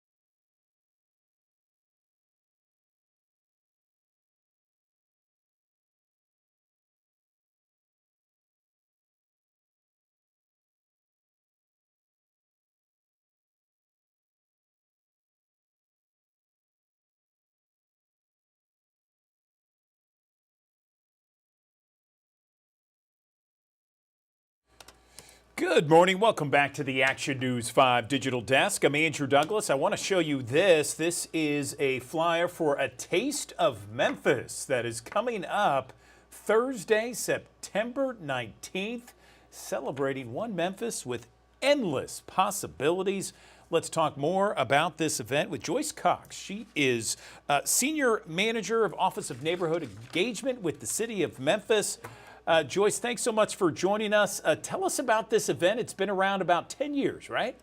Yes, this is our 10th year, and this is through our offices with Housing and Community Development. And I want to say a shout out to our Director Ashley Cash and Merritt Paul Young. But yes, this is an event that we've been doing since 2014, and it is where we give our neighborhood organizations one table, two chairs, and 4 hours just to celebrate their greatness. So we are excited about our 10th year. We'll have live entertainment. Our neighborhoods will set up booths, and the booths will be around our theme, and that is celebrating one Memphis with endless possibilities. I love it. I love it. Okay, so this is on Tiger Lane. Tiger Lane. And this is from 5 until 10 o'clock in the evening. That's correct. And it's a Taste of Memphis. So tell me about the food, because we all, of course, want to know about the food. Well, let me say this. It's a play on words, okay? It is a Taste of Memphis, but Memphis is just not known for our food. We'll have all kind of food trucks there. We have the chicken main. I think that's how you say it, the chicken main. We'll have Deuce Wagon, Fiesta Wagon, but we'll also have our neighborhoods. And like, for example, we'll have Glenview Community there, Orange Mound, Klondike Smoky City, Fraser. And, Fraser this year, and for the last couple of years, they've had at least 30 booths around their neighborhood associations, around businesses in the community, just to connect. And there's an underlying method to this madness, because it's about connecting communities, connecting people. Because one thing we do want to do in this, make Memphis a better place to live, work, and play. And how not better than to get to know one another. But let me tell you about some of our entertainment as well. We'll have Evie McKinney. We'll have Evie McKinney. She's going to be there. Tevin LaBelle. We'll have the Nubian Sirens, they'll be there. We'll have Young Actors Guild. So we've got a lot of entertainment. We're going to have Roselle Repertory Dance Troupe from Roselle Elementary School. We're going to have Haven View Middle School Band. So we're so excited about bringing the community together. Okay, Joyce, so we have, here it is, once again, to let everybody know, 5 to 10 o'clock, Thursday, Exactly. September 19th, Tiger Lane, Liberty Park there. If someone wants to go, is there a way to sign up? Can they just show up? Do they have to pay anything? How's it work? It is absolutely free to the community. Now they'll have to come in on the Parkway side in gates 8 and 9, because also that night there will be the fair is going to be there. So we have all of Tiger Lane reserved just for our community to come out and enjoy one another. Oh, let me not forget, we got a kids zone, and the kids zone will be showing a movie in furnished by Parks, and it's called Panda 4. Kung Fu Panda 4. That's it. That's it. My son is in the pro, so. That's great. Yes. Those kids know exactly what you're talking about, too. Yes. Yeah, So they we're certainly excited do. about that. Yeah. Okay, that sounds great. Well, listen, Joyce, if there's is there a place online where people can go maybe get some more information about it? Yes, yes. They can go to memphishcd.org. Okay, And that, memphishcd.org. I see it there on the bottom of the flyer. yes, Anything else you want to say before we let you go? yes, yes. And they can also contact our office. They can contact us at 901-636-7404. Okay, And Thursday, please, September 19th. Yes. please, yes, please come out and show your support to these young people that are doing the talents, expressing their talents, enjoy the food. And let's talk to the neighborhood organizations, because we do have a first, second, and third prize competition. It's a friendly one.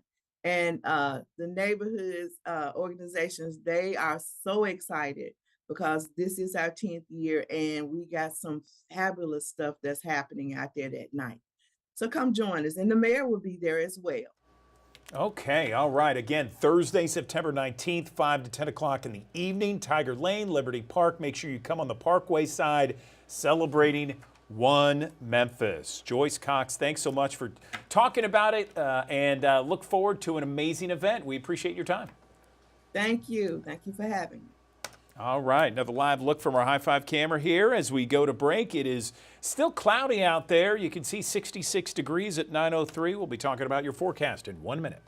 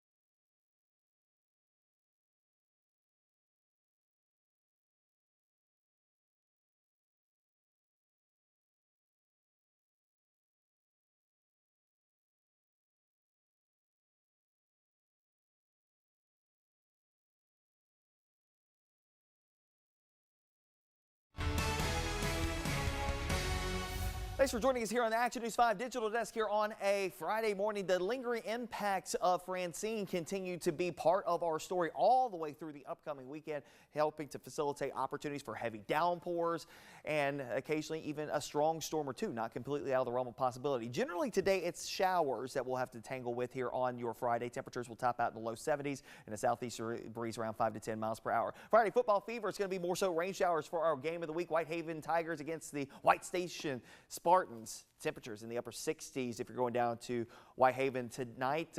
Keep those ponchos nearby because, again, we'll have those opportunities for rain showers. Temperatures hovering in the upper 60s this evening. The rain potential continues all the way through the early and mid portion of next week. It's a funneling effect because of this area of low pressure, the finicky Francine, if you will, that is still pinwheeling overhead. So the farther west that you go, less of rain impacts will likely be, but the farther east that you are, there's a focal mechanism that is pushing in the rain opportunities to come in not only off the Gulf of Mexico, but also off the Atlantic Ocean. So that will all focus itself into some heavier pockets of rain, especially in our easternmost communities heading through the next couple of days. First alert futurecast showing that swirling motion of Francine continuing to pivot around the mid-south as we head through your Friday. Temperatures will top out in the low 70s here across the area, but keep in mind there will be some light showers, occasionally a couple of heavier downpours, not out of the realm of possibility. As this low continues to unravel itself, that band of rain will kick out a little farther to the east, but that's where the heaviest corridor of showers and storms will likely lie,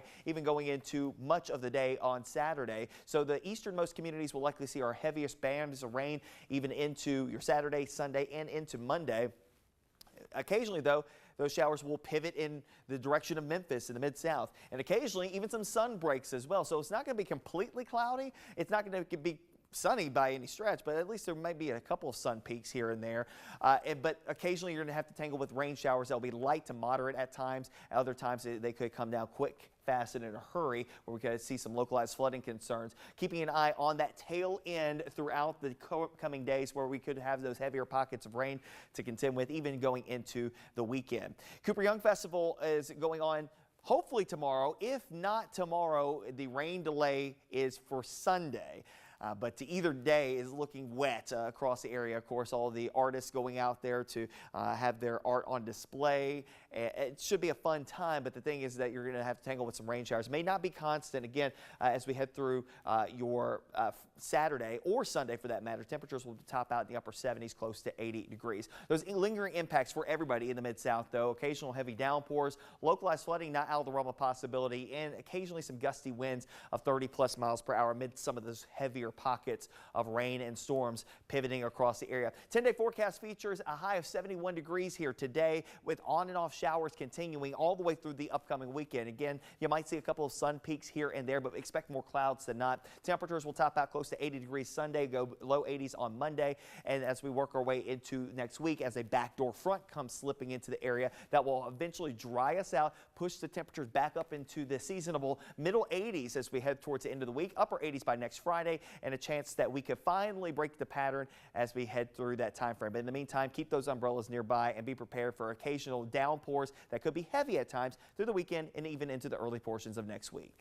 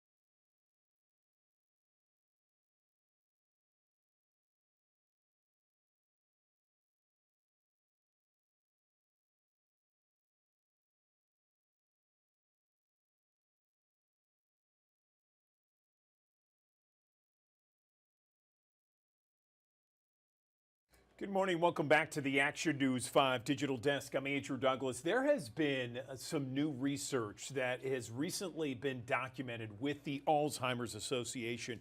And this research covers 3 different areas, everything from blood tests to GLP-1, which is Ozempic, those sort of things, and processed red meat. And this research is, as I mentioned, recent, and it is something that really gives us more of an idea of maybe the factors involved with dementia and Alzheimer's. Let's bring in someone with the Alzheimer's Association. Amy French is a research champion and senior program manager with the Alzheimer's Association. She's joining us now on the digital desk. Amy, good to see you. Thank you for joining us. Let's talk a little bit about this recent research and what, from your perspective, you see as the most valuable aspects to it. Good morning. Good morning. And thank you so much for having us on to talk about these important developments. And my role with the association is to bring this information to the living rooms, to have the honor and the privilege to attend so many of these scientific convenings like the Alzheimer's Association International Conference that I just came from, and learn about what's happening in the field and bring it to the living rooms of the yous and me's of the world. So the blood test.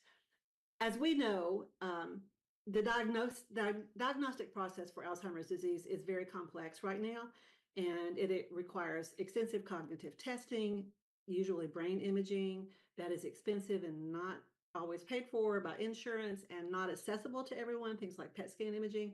So a blood test that is now FDA approved as of this month will bring that capability of the primary care physician to do a preliminary blood test screening that will show at about a 90% accuracy rate the presence in the blood of what's called biomarkers or indicators that the disease process is happening in the brain.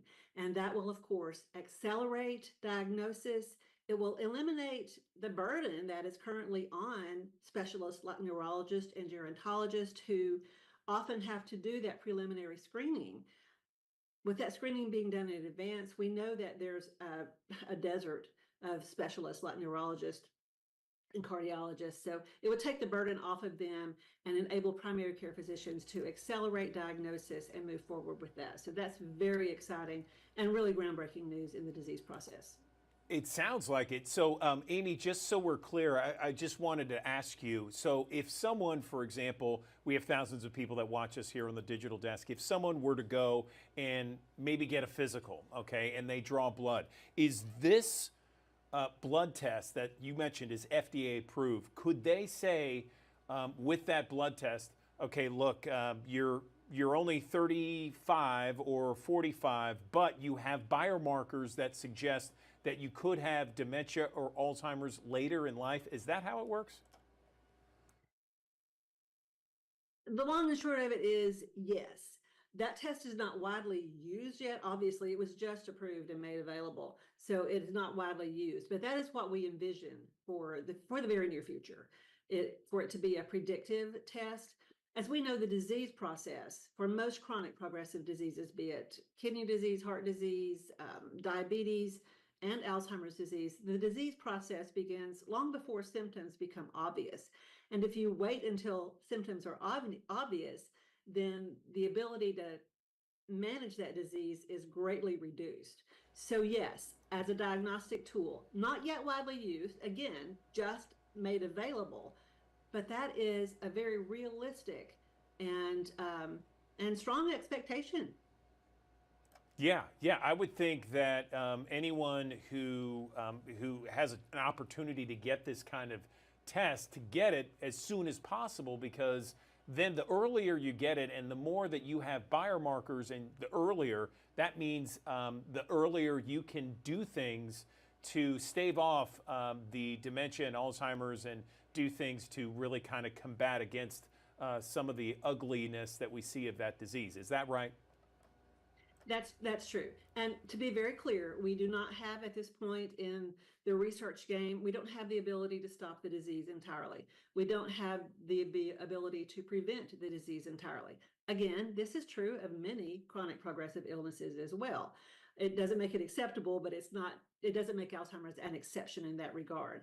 So what we really are looking at, as again, I keep saying it with chronic progressive diseases, is lifestyle interventions that really can make a difference in our risk factors for developing things like Alzheimer's and other chronic diseases. And by that, I mean things like one of the studies that I think you wanted to talk about today was the study about processed red meat.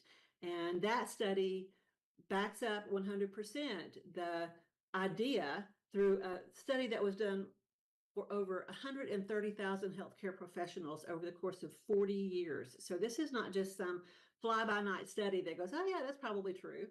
It is evidence-based research that shows that the consumption of 2 to 3 portions of something like bacon, or I hate to hate on bacon because everybody loves bacon, but 2 to 3 portions a week increases your risk of cognitive decline by 14%.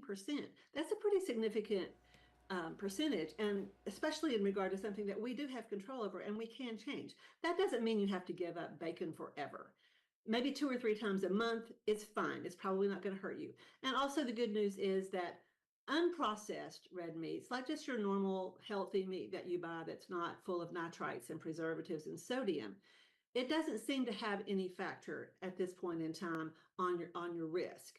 So we're looking at pretty much, excessive use of processed meats that is the culprit here. Gotcha.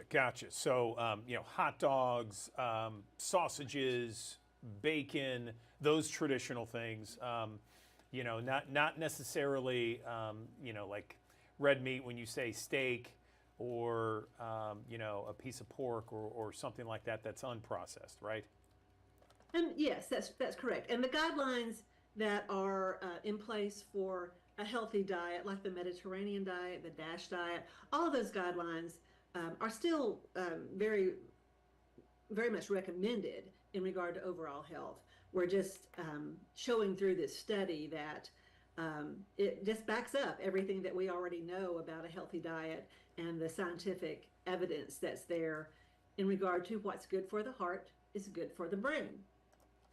Right. And so, Amy, I'm reading from one of the things from the Alzheimer's report, and it says that processed meat, as we've been talking, raises the risk of dementia, but if you swap it for nuts and beans, it will lower the risk. And you mentioned earlier how this was a 4-decade study of more than 130,000 people. So it wasn't a small group and it wasn't a small timeline. We're talking a huge, that's a beautiful study, if you will, because it covers so many different people over such a long period of time. Yeah, and it really gives us irrefutable evidence that, again, has been backed up time and time again. There are subsequent studies that are being funded by the Alzheimer's Association, even as we speak, to hone it down and get a better understanding of the impact of things like the processed meats and other dietary factors that we know from past evidence are not healthy, understanding better why exactly it is that these particular things like the nitrites, like the high sodium, do increase our risk. Understanding why the risk is increased can help us understand how to better reduce that risk and mitigate that risk, not just through the elimination or the significant reduction of those products, but also in regard to research in general, understanding the disease better.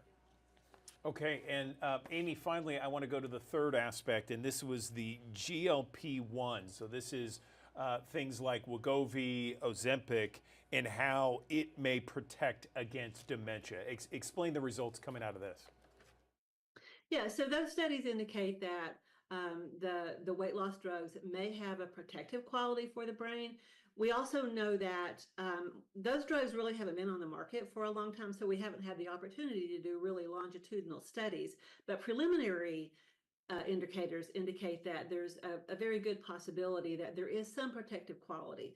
Now, that doesn't mean that those medications are going to now be the norm for a person who has Alzheimer's to go on those medications. That's not what the takeaway is. The takeaway is that it's yet another avenue of hope, yet another avenue that is being explored.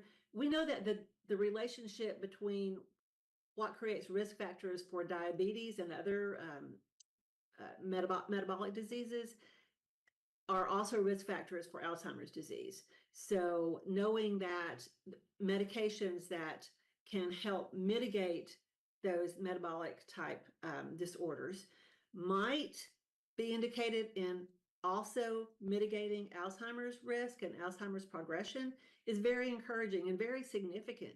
Isn't it wonderful when a medication comes on the market that's just not a one-trick pony, that it has a lot of other benefits as well? No, I'm very encouraged by these recent breakthroughs. I think I may have mentioned it to you and perhaps some of your colleagues that my dad has Alzheimer's, and so we go through it as a family together. And I do a lot of things with the Alzheimer's Association and I love learning about these breakthroughs because it's so valuable for so many people out there. Where can our audience look at some of these breakthroughs and kind of read for themselves? Is there a place online? Oh, I'm so glad you asked. Of course there is. Our website is your absolute go-to. It's alz.org, alz.org. That simple. We also have a toll-free helpline at 1-800-272-3900, and I hope that you'll flash that on the screen for us. Both are great resources. I encourage people, especially if you're overwhelmed as a caregiver, and as a caregiver yourself, this is the norm to feel overwhelmed as a caregiver. Sometimes going to the Google net, as they say, can be really scary and intimidating and overwhelming. Even our website, which is 100% evidence-based, if you see it on the Alzheimer's Association website, you know that it's true. You know that it's not a fly-by-night study, a scheme to get you to buy a product or whatever. You know it's legit. So our toll-free number is a great resource too that I think is drastically underutilized. You can ask a question about anything. You can ask a question about what we just talked about today, about the blood test, about whether Ozempic is going to help reduce your risk. It doesn't have to be a deep, intense question. It can be anything you need and want to know about Alzheimer's disease. We are in the business of education and support, along with, of course, funding the research and even providing research studies as well. That's our business. It's what we do. We are here to help.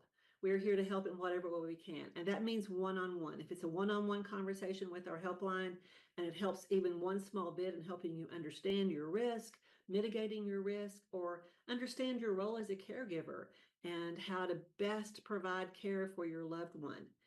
All those things are so important, and that's why we're here. And we want people to help us do our job. We want to have people that we can serve. Amy French, we really appreciate this conversation. Thank you so much for letting us know about these recent breakthroughs, valuable information that people can check out at alz.org. Thank you for your time. Thank you.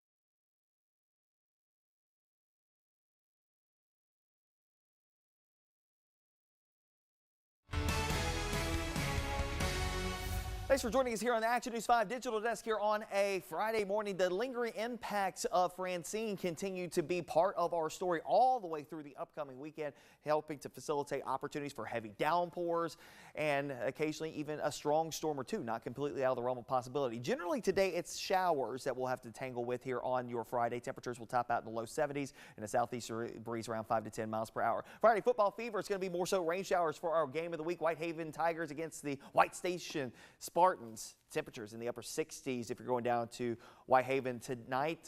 Keep those ponchos nearby because, again, we'll have those opportunities for rain showers. Temperatures hovering in the upper 60s this evening. The rain potential continues all the way through the early and mid portion of next week. It's a funneling effect because of this area of low pressure, the finicky Francine, if you will, that is still pinwheeling overhead. So the farther west that you go, less of rain impacts will likely be, but the farther east that you are, there's a focal mechanism that is pushing in the rain opportunities to come in not only off the Gulf of Mexico, but also off the Atlantic Ocean. So that will all focus itself into some heavier pockets of rain, especially in our easternmost communities heading through the next couple of days. First alert futurecast showing that swirling motion of Francine continuing to pivot around the mid-south as we head through your Friday. Temperatures will top out in the low 70s here across the area, but keep in mind there will be some light showers, occasionally a couple of heavier downpours, not out of the realm of possibility. As this low continues to unravel itself, that band of rain will kick out a little farther to the east, but that's where the heaviest corridor of showers and storms will likely lie, even going into much of the day on Saturday. So the easternmost communities will likely see our heaviest bands of rain even into your Saturday, Sunday, and into Monday. Occasionally, though, those showers will pivot in the direction of Memphis in the Mid-South, and occasionally even some sun breaks as well. So it's not going to be completely cloudy. It's not going to be sunny by any stretch, but at least there might be a couple of sun peaks here and there. But occasionally you're going to have to tangle with rain showers. They'll be light to moderate at times. Other times they could come down quick, fast, and in a hurry, where we could see some localized flooding concerns. Keeping an eye on that tail end throughout the coming days, where we could have those heavier pockets of rain to contend with, even going into the weekend. Cooper Young Festival is going on hopefully tomorrow. If not tomorrow, the rain delay is for Sunday. But to either day is looking wet across the area. Of course, all the artists going out there to have their art on display. It should be a fun time, but the thing is that you're going to have to tangle with some rain showers. May not be constant. Again, as we head through your Saturday or Sunday for that matter, temperatures will top out in the upper 70s, close to 80 degrees. Those lingering impacts for everybody in the Mid-South, though. Occasional heavy downpours, localized flooding not out of the realm of possibility, and occasionally some gusty winds of 30+ miles per hour amid some of those heavier pockets of rain and storms pivoting across the area. 10-day forecast features a high of 71 degrees here today, with on and off showers continuing all the way through the upcoming weekend. Again, you might see a couple of sun peaks here and there, but expect more clouds than not. Temperatures will top out close to 80 degrees Sunday, go low 80s on Monday, and as we work our way into next week, as a backdoor front comes slipping into the area, that will eventually dry us out, push the temperatures back up into the seasonable middle 80s as we head towards the end of the week, upper 80s by next Friday, and a chance that we could finally break the pattern as we head through that time frame. But in the meantime, keep those umbrellas nearby and be prepared for occasional downpours that could be heavy at times through the weekend and even into the early portions of next week.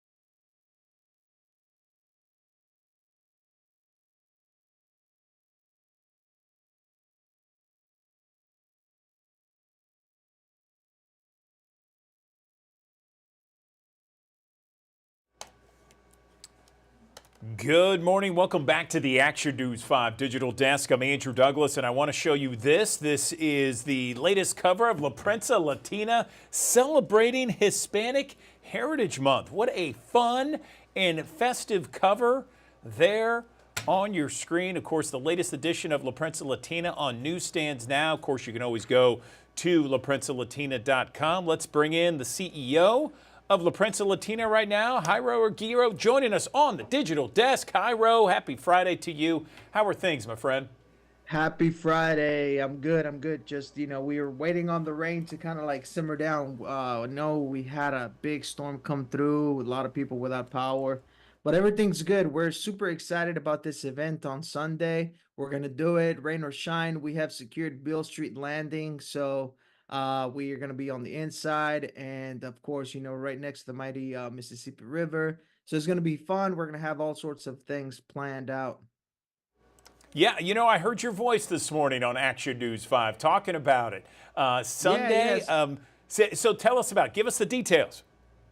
Yeah, so we and you heard us because we have this amazing partnership with News Channel 5. Of course, we've done this last year. We're super excited to do it along with Channel 5, Telemundo Memphis, which is coming to Memphis. It was already here. You can go to telemundomemphis.com.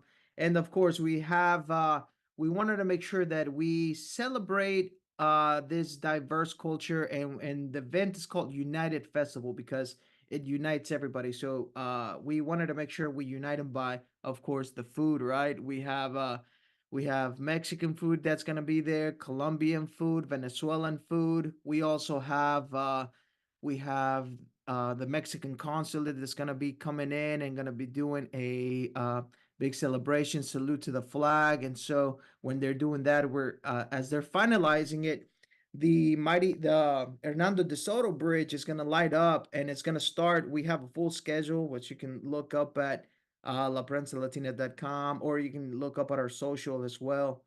And so it starts off with the bridge is going to be illuminated with the Mexican flag. And then after that, we have the Venezuelan flag, Colombia, and Honduras, all sorts of Latin flags as well. And we rotate those throughout the year. So like this year, we might be doing something different. Next year is another set of colors too, because I know there's so many to do, and we are super appreciative with the City of Memphis, with Mighty Lights, to partner to bring this as well. And then we have a concert too. So we have some bands that are coming in. We have Mariana Figueredo. She's a Venezuelan singer that's going to be super. She does a lot of interpreting with music with like Selena. And we also have Banda Aria 58, which they're going to be there doing this kind of like Latin rock themes, and then a little bit of reggaeton. So a little bit of everything. We have DJ Moy. And of course, our partners are going to be there to do a lot of, we're going to have some prize giveaways. We have an art contest for the kids too. So bring your kids. It's going to be ages from 5 to 12, I believe. And so we're going to also have that opportunity to the kids to showcase what Hispanic heritage means to them. And we have a panel of Latin community artists that are going to be there, and they're also going to exhibit their art, but they're also going to be the judges for this art contest, so which is going to be super exciting. And then we're going to have some prizes for the kids, of course, and then the grand prize, they're going to take a 50-inch television with them too. That's and fantastic. And again, I was going to say, there it is, the cover there. You can read much more about it at La Prensa Latina, laprensalatina.com. Largest bilingual newspaper in the Memphis area. And of course, Hispanic Heritage Month beginning on Sunday with a huge event at Beale Street Landing there. Tell me the time. When does it begin? Is it all day, Jairo? Yeah, so it's going to be from 5 p.m. to 8:30 p.m. So we're going to have all our vendors kind of prepare kind of early. We're going to start setting up at 5. And the reason we do this kind of towards the end is because, that way we can appreciate that sunset right there next to the river. And of course, Hispanic Heritage Month begins September 15th to October 15th, which throughout this whole time, and partnering with Channel 5, we're going to also be highlighting different community leaders, different people in our community that make an impact in Memphis and the Mid-South. So between our publication and, of course, following Channel 5. Absolutely. I love it. I love it. It is great stuff. Again, 5 to 8 on Sunday. Want to also talk about this article here. The City of Memphis launching what's called the City Pass. Tell me more about that. Yeah, though, so this is super exciting. I know that this has probably been on the table, but now that it's out, they finally has have launched. So it's you can go to Memphis, cityofmemphis.org / city pass. Hopefully I got that right. And you can go and it's a free card and it gives you access to all the events, public parks that are going to be out there to the Memphis Zoo on Free Tuesday, and that gives you the availability to just kind of like check out everything that the city of Memphis has to offer. And so with the city pass, you can just you go to the zoo and it's like show them that pass on that free. I think it's Tuesday, and you get to go in free. And so it has so many other benefits to offer. You want some more information? Go to the website. And of course, for our Hispanic community, that's also super excited because we love to take our families, and sometimes we don't know the language when there's all the other things available, and so to have this and to out to the community, it's super fun and super exciting. So I think it's memphistn.gov Memphis, / city yes, pass. there you go. Memphis Yes, 10, yes, yeah, there it is. And again, yeah. you can read more about it on the pages of La Prensa Latina and laprensalatina.com. Final one here, looking at this, we're talking about Ronaldo and his career achievement here. 1,000 goals. Wow. Yeah, 1,000. So, in the history of sports, it's I mean, history of soccer, there has never been somebody to achieve 1,000 goals, and Cristiano Ronaldo, which we can appreciate his dedication, his athleticism, and I mean, if you follow Cristiano Ronaldo, I'm a big fan, and he's done amazing for when he was in Manchester United, Real Madrid, and so he said he's planning on his to go to the 1,000 goals, and so his retirement is not going to be he plans on not retiring until he reaches that goal. And so we have Pelé, you have other soccer players that have made an impact too, that have reached close to those. And of course, Lionel Messi, which is right behind them. But with FIFA and Ronaldo stated this in one of his YouTube interviews. He's like, you can see all of my goals. All of my goals have been recorded. And so that's something that maybe in the past it hasn't happened. And so Cristiano Ronaldo has made it he's made it a goal to reach 1,000 goals, and so it's super exciting to watch him play, and love his dedication, love him as a player, love his just love soccer basically. Yeah. Yeah. Oh, Yeah. yeah. I mean, he is one of the all-time greats. There's no question about it. And to see him achieve that milestone would be amazing, to put it lightly. You can read more about it, of course, on the pages of La Prensa Latina and laprensalatina.com, talking about Ronaldo and his quest to get 1,000 goals. Anything else, Ro, before we let you go on this Friday? We want to make sure that we invite everybody to this free event on Beale Street Landing on Sunday on the 15th, and continue reading La Prensa Latina on our website, laprensalatina.com, our e-edition, as well as all of our newsstands, and follow us on social media at La Prensa Latina Media. Thank you so much, Andrew. It's always been a pleasure. Always a pleasure talking to you every Friday. And we'll see you and your team. If go out there and make sure you bring your dancing shoes on Sunday. That sounds great. Jairo Aguirre, the CEO of La Prensa Latina. Always, I feel the same way. Always love talking to you, chopping it up on a Friday. We appreciate your time. Thank you. Thank you so much, Andrew. Okay, take care. All right, another live look from our high five camera outside of our studios, 1960 Union Avenue. The clouds certainly linger here on this Friday, but sunnier days are ahead. We'll be talking about your forecast in 1 minute.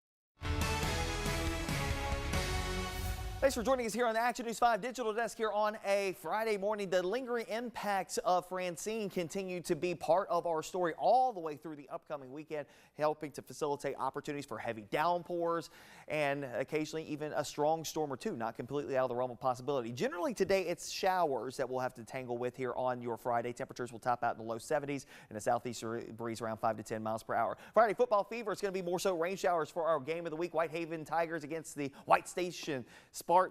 Temperatures in the upper 60s if you're going down to Whitehaven tonight.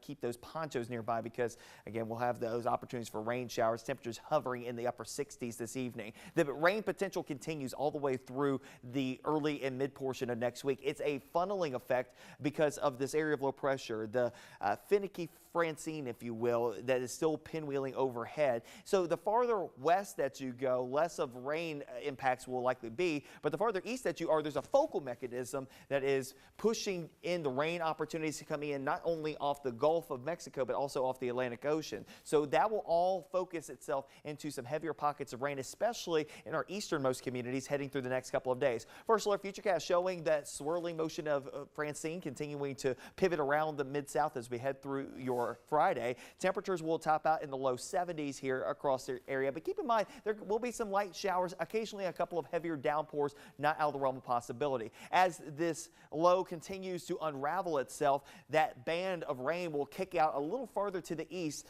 but that's where the heaviest corridor of showers and storms will likely lie, even going into much of the day on Saturday. So the easternmost communities will likely see our heaviest bands of rain even into your Saturday, Sunday, and into Monday.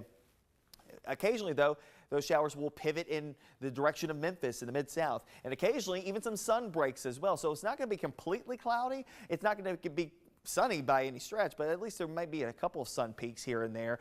But occasionally you're going to have to tangle with rain showers. They'll be light to moderate at times. Other times they could come down quick, fast, and in a hurry, where we could see some localized flooding concerns. Keeping an eye on that tail end throughout the coming days where we could have those heavier pockets of rain to contend with, even going into the weekend.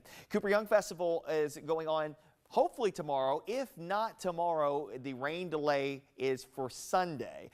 But to either day is looking wet across the area. Of course, all the artists going out there to have their art on display. It should be a fun time, but the thing is that you're going to have to tangle with some rain showers. It may not be constant. Again, as we head through your Saturday or Sunday for that matter, temperatures will top out in the upper 70s, close to 80 degrees. Those lingering impacts for everybody in the Mid-South, though. Occasional heavy downpours, localized flooding not out of the realm of possibility, and occasionally some gusty winds of 30+ miles per hour amid some of those heavier pockets of rain and storms pivoting across the area. 10-day forecast features a high of 71 degrees here today, with on and off showers continuing all the way through the upcoming weekend. Again, you might see a couple of sun peaks here and there, but expect more clouds than not. Temperatures will top out close to 80 degrees Sunday, go low 80s on Monday, and as we work our way into next week, as a backdoor front comes slipping into the area, that will eventually dry us out, push the temperatures back up into the seasonable middle 80s as we head towards the end of the week, upper 80s by next Friday, and a chance that we could finally break the pattern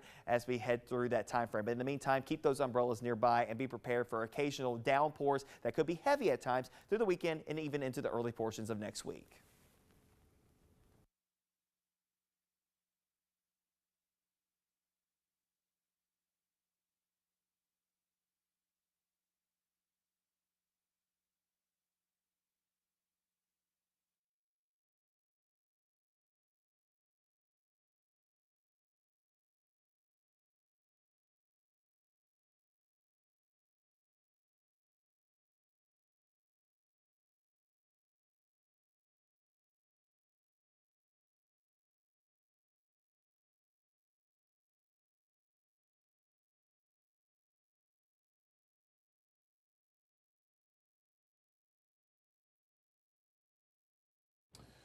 Good morning. Welcome back to the Action News 5 Digital Desk. There was a new survey. It was a national survey from Discover, and it said 80% of American consumers are anxious about their financial situation. That doesn't surprise me. We've seen this all across Memphis and the Mid-South time and again. Some of the factors involved: high inflation, everyday expenses, the economy, income, debt.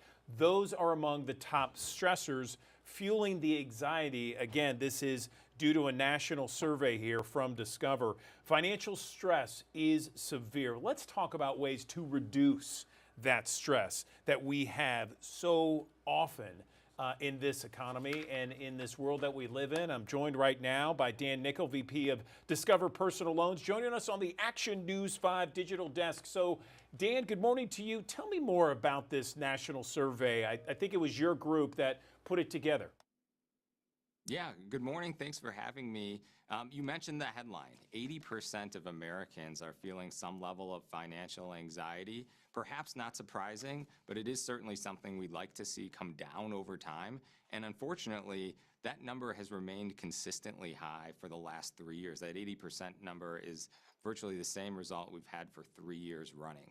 And at the top of the factors that are contributing to financial stress are high inflation and high everyday expenses, two things that are very closely associated with one another.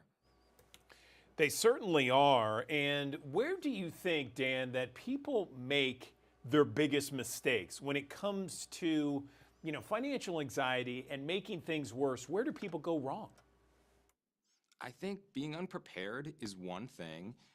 Ideally, everyone would have an emergency fund. But the other thing, if they're already in debt, is not believing that they can get out of it. So our survey found that 1/3 of Americans don't expect to ever get out of debt. And that's quite discouraging. I'm more of an optimist, and I believe that there's quite a bit that people can do, from making a budget, but also to potentially taking out a consolidation loan that might allow them to lower the rate that they're paying on their debt so they can get out of it faster. Yes, I've heard that. That is a great idea and suggestion. So let's talk about it. Let's talk about some ways to minimize that stress, that anxiety that we all have, or many of us have, I should say, around our financial situation, Dan. Yeah, so we found that Gen Z, for example, 42% of them don't even want to look at their financial statements or their bank statements. That's not going to be a winning strategy. So you have to get out your bank statements and you have to start with a solid budget. You want to have a good understanding of everything that's coming in, of course, but also where it's going so that you can put those dollars to work as hard as they can for you. And if possible, eliminating expenses is going to allow you to allocate more of your hard-earned income towards paying down debt. That's the key. You got to put more towards debt so you can get out of debt faster. So does that mean, I know some people out there that, they'll say, well, I have this huge car payment and I have this mortgage that I got to pay and I got 3 kids and they have their expenses. And so I need to take a second or a third job. I mean, what do you tell someone like that? We have thousands of people that watch here on the Action News 5 digital desk, Dan, and they're probably wondering a little bit of the same. Where do we begin? Yeah, I think that stress is understandable. It's been challenging. Incomes have not kept pace with the rising costs out there. And so you have to be prepared and you have to understand your options. That's what I tell people is that they can do it. And they want to look at ways that they can reduce the cost of their debt and be prepared for anything that might come at them in an unexpected way. A water heater can go out at any minute. You have to have a plan so that you're ready to confront those things and not put yourself into a deeper hole. Okay, so if we're doing bullet points right here, it sounds like, and correct me if I'm wrong, it sounds like the top bullet point needs to be create a cash reserve account. And that's for any kind of emergencies out there. Take me through maybe 2 more or 3 more bullet points. Yeah, so an emergency fund is going to give you that cushion for when something comes. That's the top of the list.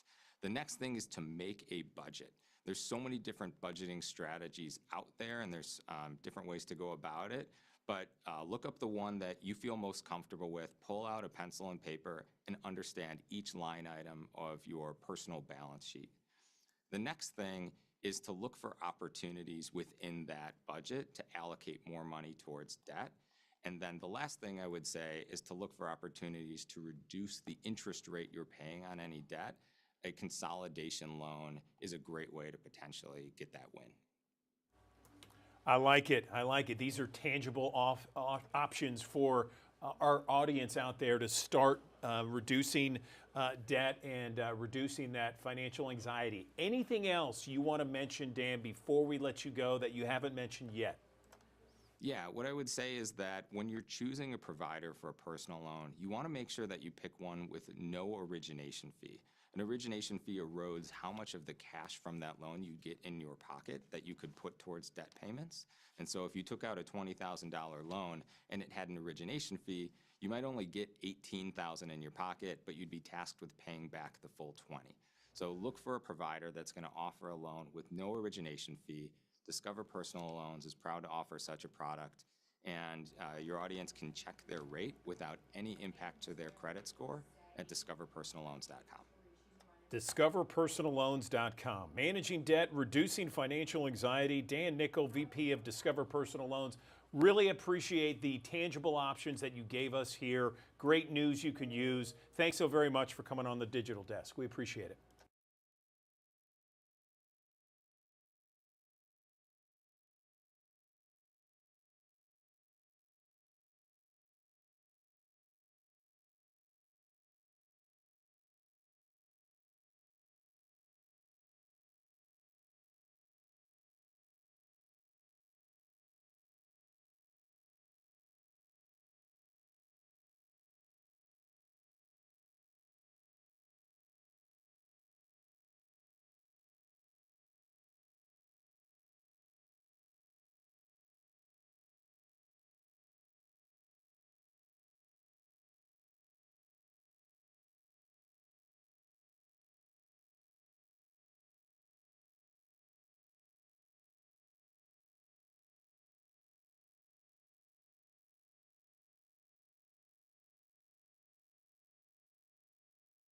Good morning. Welcome back to the Action News 5 Digital Desk. I'm Andrew Douglas. Cholesterol levels. We're all always looking at finding the optimal cholesterol levels. There's good cholesterol, there's bad cholesterol, there's high cholesterol, and then there are ways to lower cholesterol naturally. Let's talk about this right now.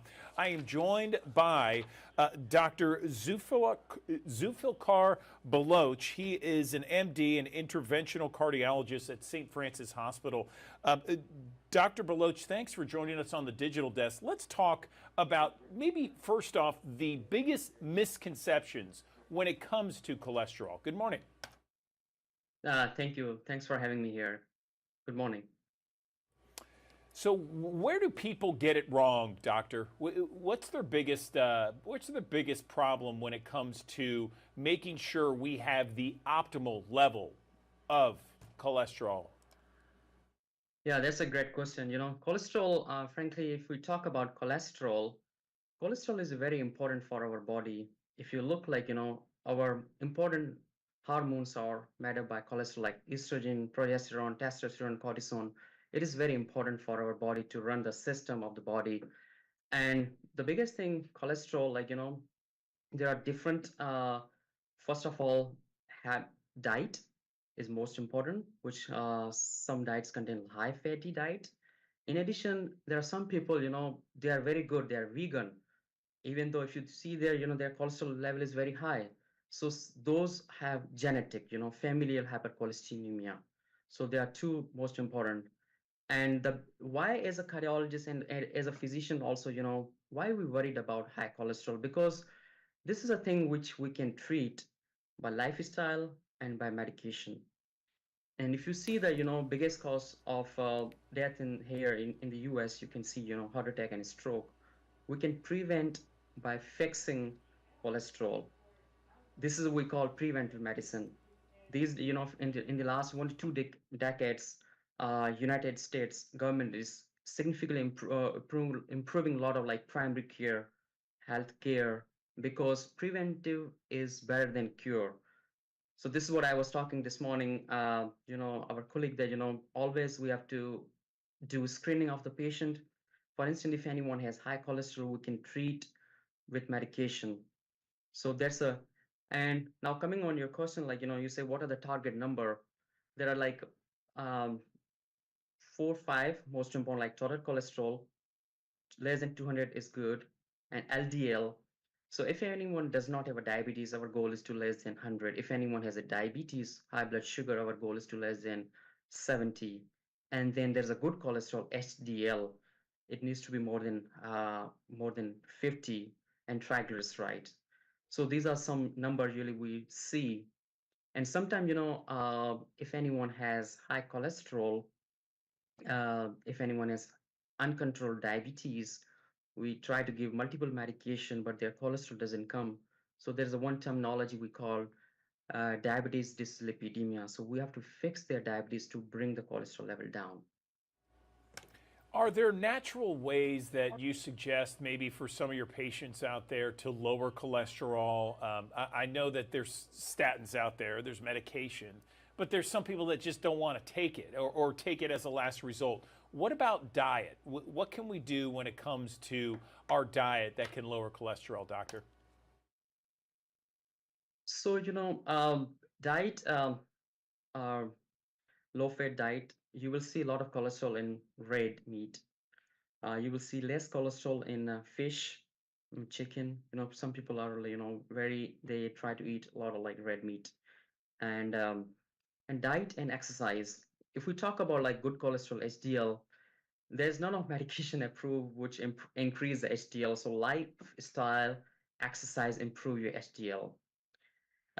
So there are like, for instance, if anyone cholesterol is significant high, LDL 190, our goal is to bring cholesterol more than 50%. Other than medication, it's very challenging to bring LDL less than 50%. So what happened if anyone has genetic, so what from where LDL comes, it liver max LDL. So whatever you will give diet, even though low fat diet, but liver has tendency to make cholesterol, LDL. So that's why, we always recommend people needs to get some medication to bring cholesterol down, especially LDL. I have seen that, I have some experience of my patient. So what they ended up with heart attack. And there's a very common effect that community people say, okay, statin does give you muscle lack. Yes, that's true, but it's a 1 to 5% population, not 95%.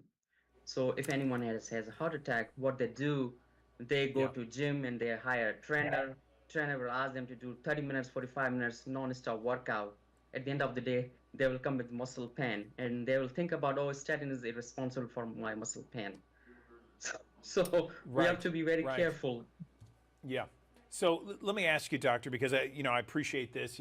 More fish and less red meat certainly are ways. Diet and then exercising as well. What about nuts? I've heard like walnuts. In fact, I had higher cholesterol, but I took. My mom told me, of all people, take about a handful of walnuts every day with yogurt and what have you, and you'll see your cholesterol go down. And that's exactly what happened. I'm surprised that isn't, written everywhere. What do you think? Yes, that's good, nuts, seeds, those. And if you 100 years ago, there was not medication. So people used to like eat these plants and herbal medication. But a lot of research is coming out. And then herbal medication, there's not a research. Like there's common misconception, people that like red rice. It's not approved by FDA. FDA doesn't say take red rice. And fish oil, omega-3, it also does decrease cholesterol, but you have to take like bunch of fish oil, bunch of omega-3 to bring cholesterol down, which is needed to reduce the risk of heart attack and stroke. Yes, I understand. Let's talk about the problems with high cholesterol and the plaque buildup and how that can lead to some very severe issues for someone who has it. Yes, so what happened, whenever our total cholesterol LDL is high, so what it does in the blood vessels, which we call arteries, slightly it build the atherosclerosis plug. So if it is happening in the heart, we ended up with heart attack. If it is happening in the blood vessel of the neck, we ended up with stroke. If it is happening in the lower extremities, like below the knee, above the knee, we call it peripheral vascular disease. And also in the abdomen, aorta also. So these are some risk factor. If anyone has like heart blood vessels of the heart ended up with heart attack. So these are some side effects by high cholesterol. Anything else you want to touch on? Let's first off, because we've identified high cholesterol, the good cholesterol, bad cholesterol, ways to bring it down. What's the best method to get our cholesterol tested? So always discuss with your healthcare provider, like primary care physician, and ask them to lipid serum lipids. I will always recommend it needs to be dry in the morning, because when you're eating afternoon or nighttime, it does give you different variation. Always do at the fasting lipids level. It needs to be ordered by primary care physician, like healthcare provider. Gotcha. Okay. Well, listen, Dr. Zulfikar Baloch, we appreciate your time on the Action News 5 Digital Desk. Thanks for letting us know about the cholesterol issues. And again, it's one of those tests that you need to go to your primary care physician and get it tested. But we appreciate all the advice you've given us. Anything else you want to mention before we let you go? Means some are heredity, like if anyone has genetic, for instance, if any family member early age, or for instance, mother, father has cholesterol issue in their 40s and 50s, their kids needs to be aware about that. We also see in a young population also, at least once in a time, one time in their life, in early stage, they need to screen for high cholesterol. They can do a screen for that. If it is high, then there are different treatment options. I always encourage lifestyle modification, because that's the more important thing. Every medication has a side effect. There are certain medication over the counter, like Tylenol, also has a side effects. So this is what I tell my patient, that I'm not a big fan of prescribing medication. Lifestyle modification is very important. All right, Dr. Exercise, Baloch, we keep an eye on appreciate your that. time. Thank you so much, and we appreciate you coming on the Digital Desk. Thank you. Thank you for having me here. I appreciate it.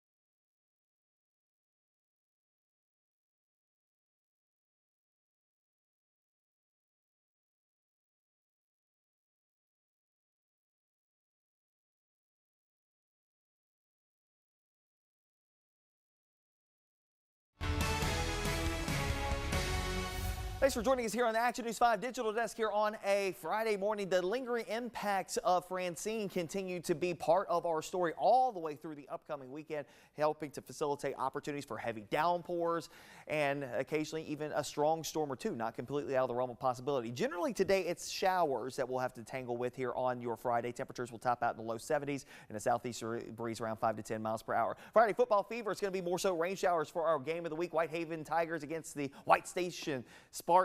Temperatures in the upper 60s if you're going down to Whitehaven tonight. Keep those ponchos nearby, because again, we'll have those opportunities for rain showers. Temperatures hovering in the upper 60s this evening. The rain potential continues all the way through the early and mid portion of next week. It's a funneling effect because of this area of low pressure, the finicky Francine, if you will, that is still pinwheeling overhead. So the farther west that you go, less of rain impacts will likely be, but the farther east that you are, there's a focal mechanism that is pushing in the rain opportunities coming in not only off the Gulf of Mexico, but also off the Atlantic Ocean. So that will all focus itself into some heavier pockets of rain, especially in our easternmost communities heading through the next couple of days. First alert futurecast showing that swirling motion of Francine continuing to pivot around the mid-south as we head through your Friday. Temperatures will top out in the low 70s here across the area, but keep in mind there will be some light showers, occasionally a couple of heavier downpours, not out of the realm of possibility. As this low continues to unravel itself, that band of rain will kick out a little farther to the east, but that's where the heaviest corridor of showers and storms will likely lie, even going into much of the day on Saturday. So the easternmost communities will likely see our heaviest bands of rain even into your Saturday, Sunday, and into Monday. Occasionally, though, those showers will pivot in the direction of Memphis in the Mid-South, and occasionally even some sun breaks as well. So it's not going to be completely cloudy. It's not going to be sunny by any stretch, but at least there might be a couple of sun peaks here and there. But occasionally you're going to have to tangle with rain showers. They'll be light to moderate at times. Other times they could come down quick, fast, and in a hurry, where we could see some localized flooding concerns. Keeping an eye on that tail end throughout the coming days, where we could have those heavier pockets of rain to contend with, even going into the weekend. Cooper Young Festival is going on hopefully tomorrow. If not tomorrow, the rain delay is for Sunday. But either day is looking wet across the area. Of course, all the artists going out there to have their art on display. It should be a fun time, but the thing is that you're going to have to tangle with some rain showers. May not be constant, again, as we head through your Saturday or Sunday for that matter. Temperatures will top out in the upper 70s, close to 80 degrees. Those lingering impacts for everybody in the Mid-South, though. Occasional heavy downpours, localized flooding not out of the realm of possibility, and occasionally some gusty winds of 30+ miles per hour amid some of those heavier pockets of rain and storms pivoting across the area. 10-day forecast features a high of 71 degrees here today, with on and off showers continuing all the way through the upcoming weekend. Again, you might see a couple of sun peaks here and there, but expect more clouds than not. Temperatures will top out close to 80 degrees Sunday, go low 80s on Monday, and as we work our way into next week, as a backdoor front comes slipping into the area, that will eventually dry us out, push the temperatures back up into the seasonable middle 80s as we head towards the end of the week, upper 80s by next Friday, and a chance that we could finally break the pattern as we head through that time frame. But in the meantime, keep those umbrellas nearby and be prepared for occasional downpours that could be heavy at times through the weekend and even into the early portions of next week.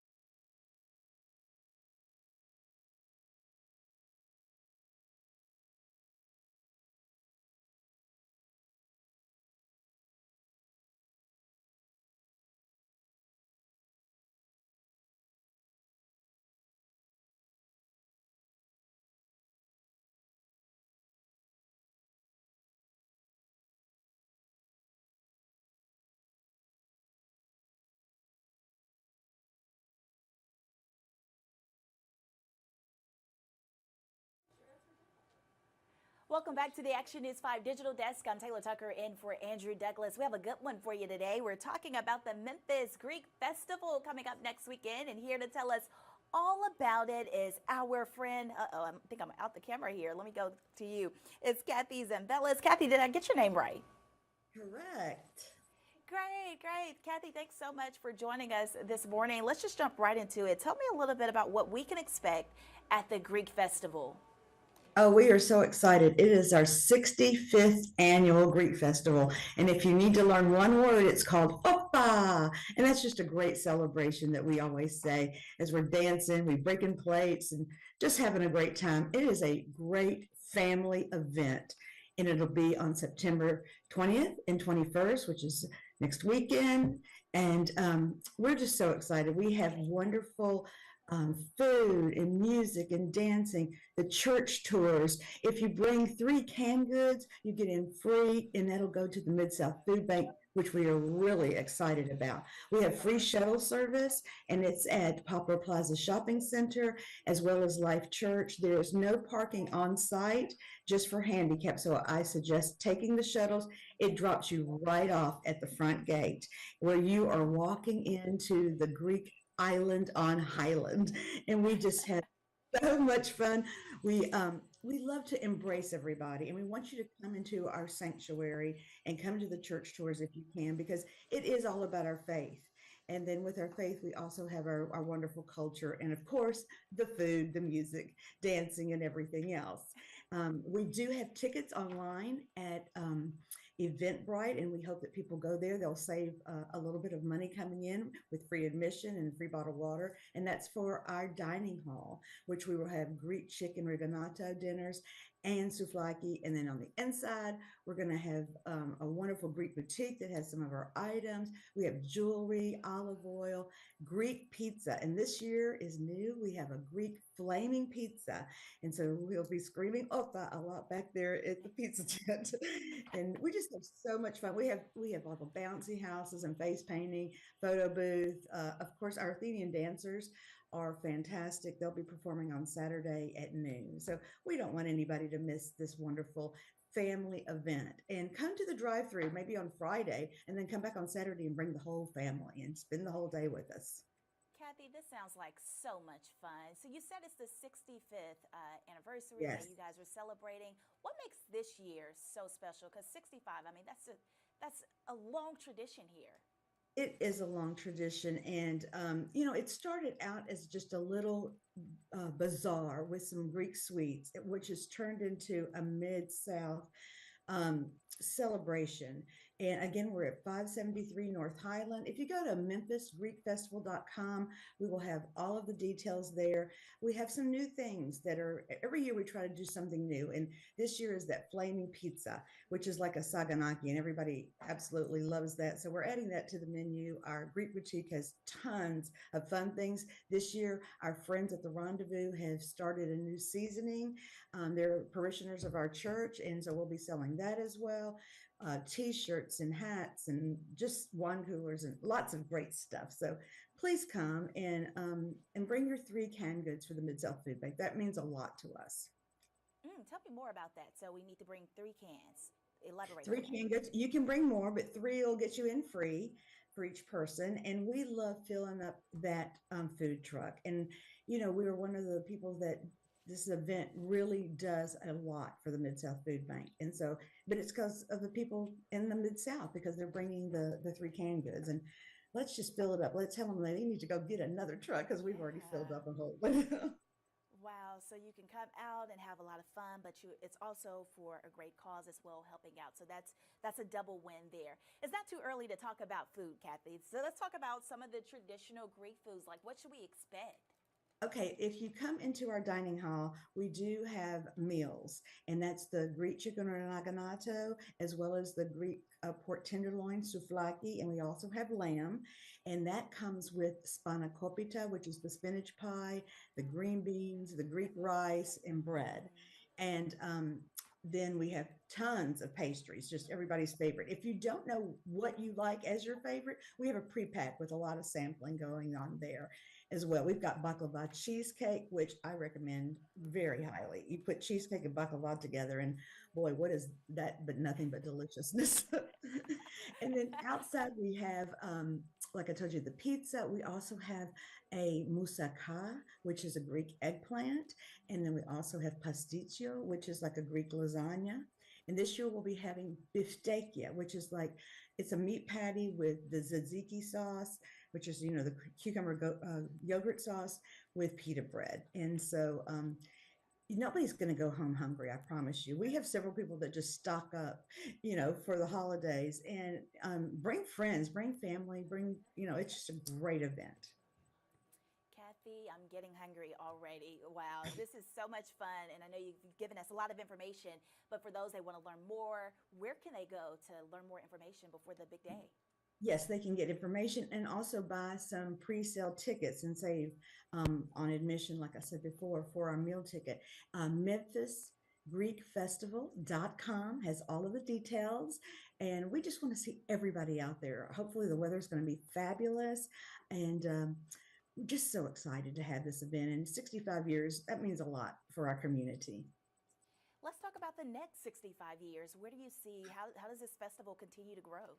You know what's so wonderful? We have a lot of our young people that are involved, and that just shows us that they have the love of our faith and our culture and family and embracing everybody. And that's pretty much what our Greek heritage is all about. Once you got in there, have become Greek for the day. So, like I said, come to the little island on Highland, be taken away. We'll save you the plane ticket and you'll have everything that you ever wanted right there. 573 North Highland, right at Sam Cooper. And be sure to use the shuttles because that is the best way to go. And bring your canned goods from Mid-South Food Bank. And you got to learn the word, Oppa.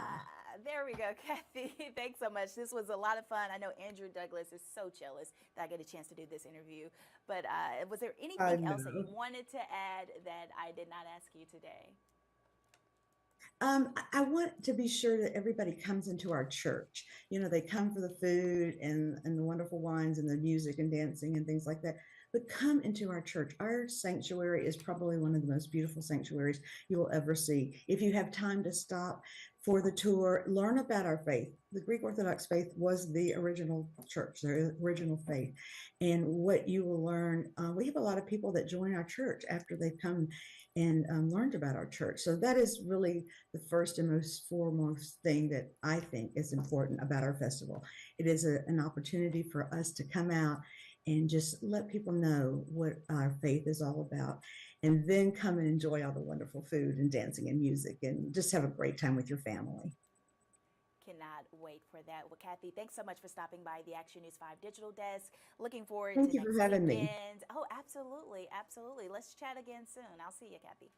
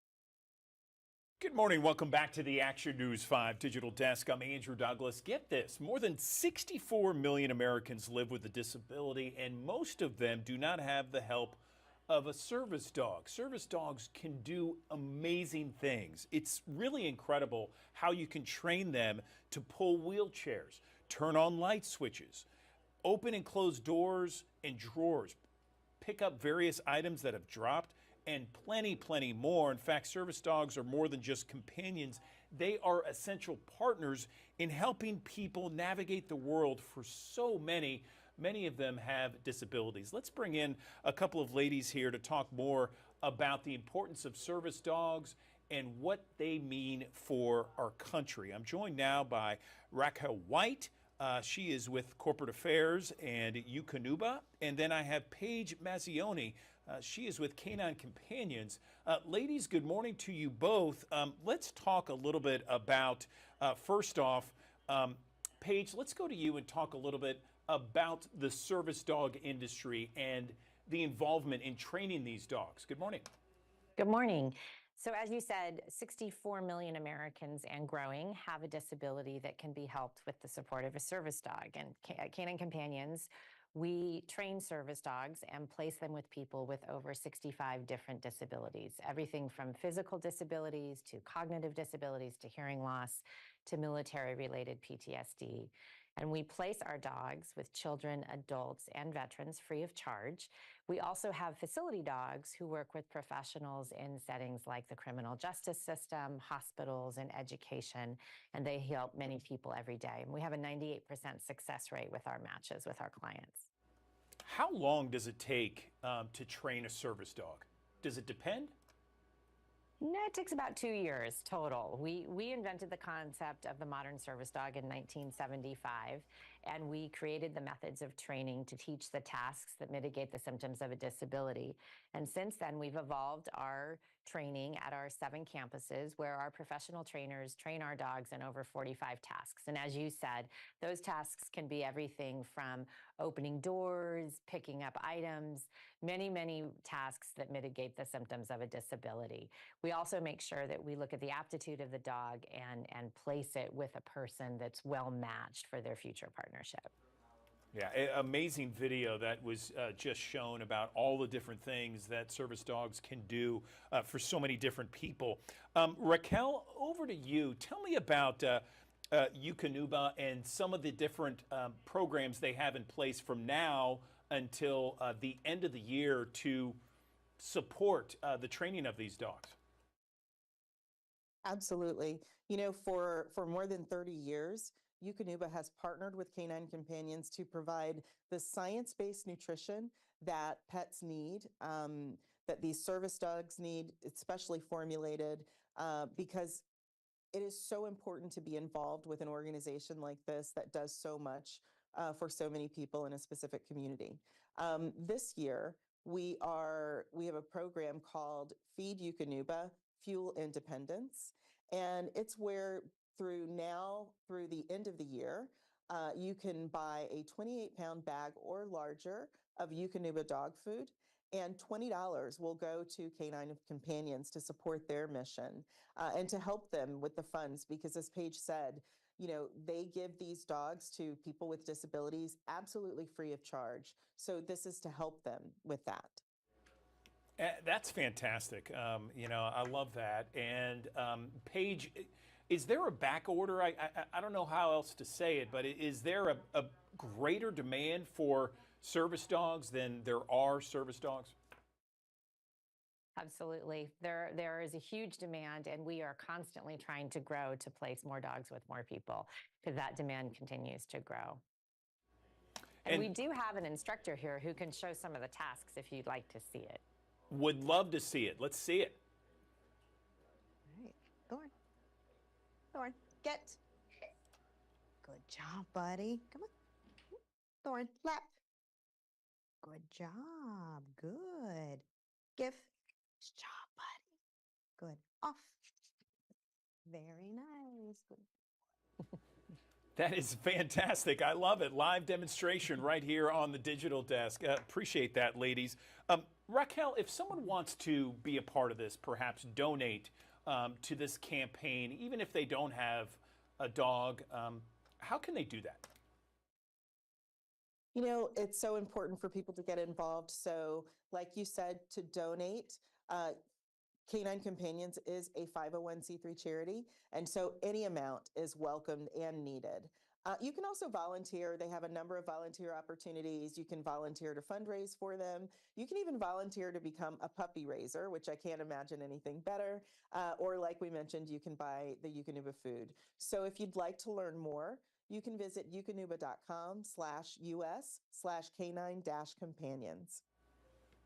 Excellent. And Paige, anything else before we let you go? I love who's sitting between you two right there. This is Jingle. Jingle loves to be loved and loves to love, as you can tell. So the dogs are great at performing tasks. They're also great at giving love. He's demonstrating. Well, ladies, listen, I appreciate it very much. Thank you for really kind of shedding a light on this issue and really giving us detailed information about it. We appreciate it. Thank you very much.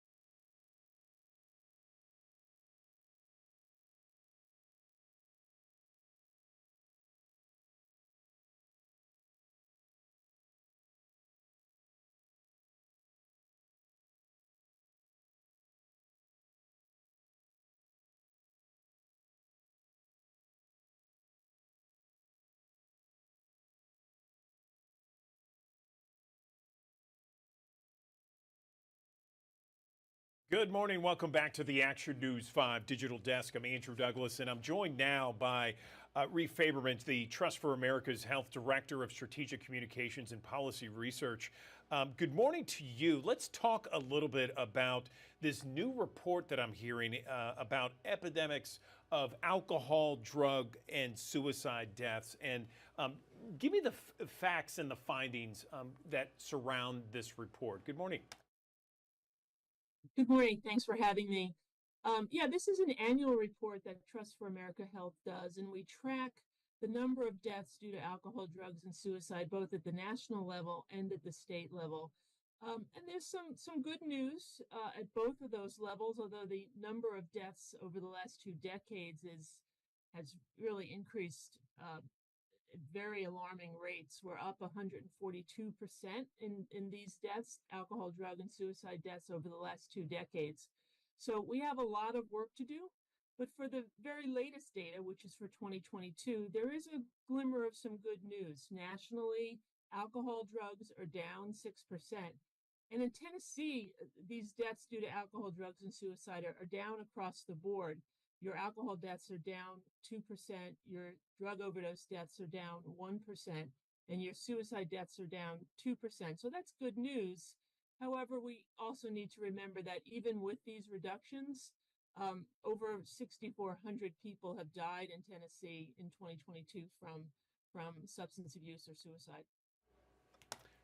How much is this related to the pandemic? I mean, I know we've been out of the pandemic now, but how much is it related to that? Yeah, it's a good question because there is data that suggests that when we were able to come out of the pandemic, the public health emergency ended, people were able to get back to a more normal routine, going to an office, going to work, being able to socialize, going out to restaurants, etc. That helped people's sense of social isolation, any loneliness, because we did see very high increases, double-digit increases in alcohol and suicide deaths in 2020 and 2021. Now we see kind of a leveling off in 2022. So the end of the pandemic probably did impact these numbers.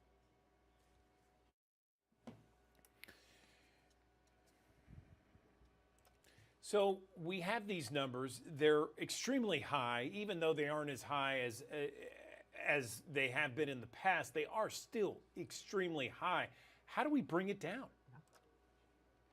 Yeah, it's important to remember that even though we have seen a leveling off, the numbers across the last 2 decades are just astronomically high.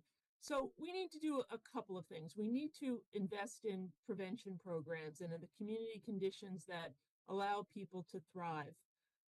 We need to invest in harm reduction programs, things like readily available naloxone. Naloxone is a overdose reversal drug medication. And that needs to be readily available in communities. Fentanyl test strips need to be readily available in communities. Fentanyl is the largest driver of drug overdose. We also need to ensure that we have a mental health system in this country and a substance abuse prevention system that is large enough to meet all the need and that has the diversity and the language skills and the understanding of individual community culture to allow it to be really welcoming to anyone who needs help and effective for anyone who needs help.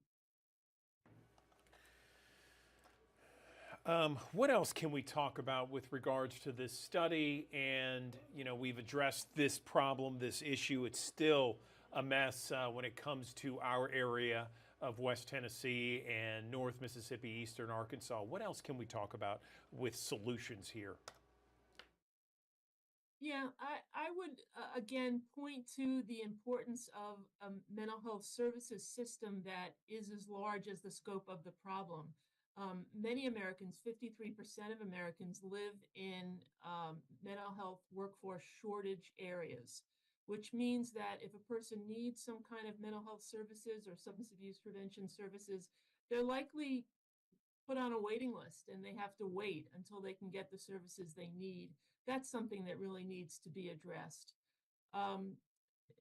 We also need to invest in prevention programs in schools. Schools are such a natural place to be able to help kids, to understand who needs help and the kind of help they need. So prevention programs in school, programs that teach coping skills and teach resilience, also very important.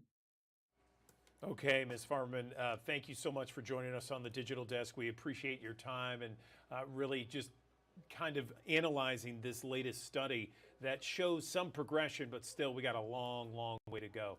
Thank you.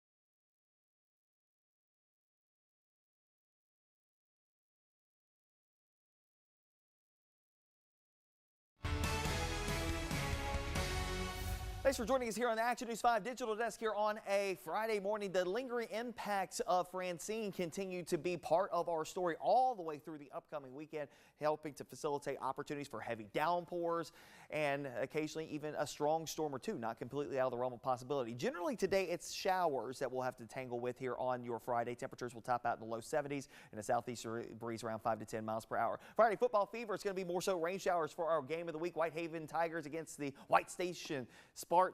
Temperatures in the upper 60s if you're going down to Whitehaven tonight. Keep those ponchos nearby because, again, we'll have those opportunities for rain showers. Temperatures hovering in the upper 60s this evening. The rain potential continues all the way through the early and mid portion of next week. It's a funneling effect because of this area of low pressure, the finicky Francine, if you will, that is still pinwheeling overhead. So the farther west that you go, less of rain impacts will likely be, but the farther east that you are, there's a focal mechanism that is pushing in the rain opportunities to come in not only off the Gulf of Mexico, but also off the Atlantic Ocean. So that will all focus itself into some heavier pockets of rain, especially in our easternmost communities heading through the next couple of days. First alert futurecast showing that swirling motion of Francine continuing to pivot around the mid-south as we head through your Friday. Temperatures will top out in the low 70s here across the area, but keep in mind there will be some light showers, occasionally a couple of heavier downpours, not out of the realm of possibility. As this low continues to unravel itself, that band of rain will kick out a little farther to the east, but that's where the heaviest corridor of showers and storms will likely lie, even going into much of the day on Saturday. So the easternmost communities will likely see our heaviest bands of rain even into your Saturday, Sunday, and into Monday. Occasionally, though, those showers will pivot in the direction of Memphis in the Mid-South, and occasionally even some sun breaks as well. So it's not going to be completely cloudy. It's not going to be sunny by any stretch, but at least there might be a couple of sun peaks here and there.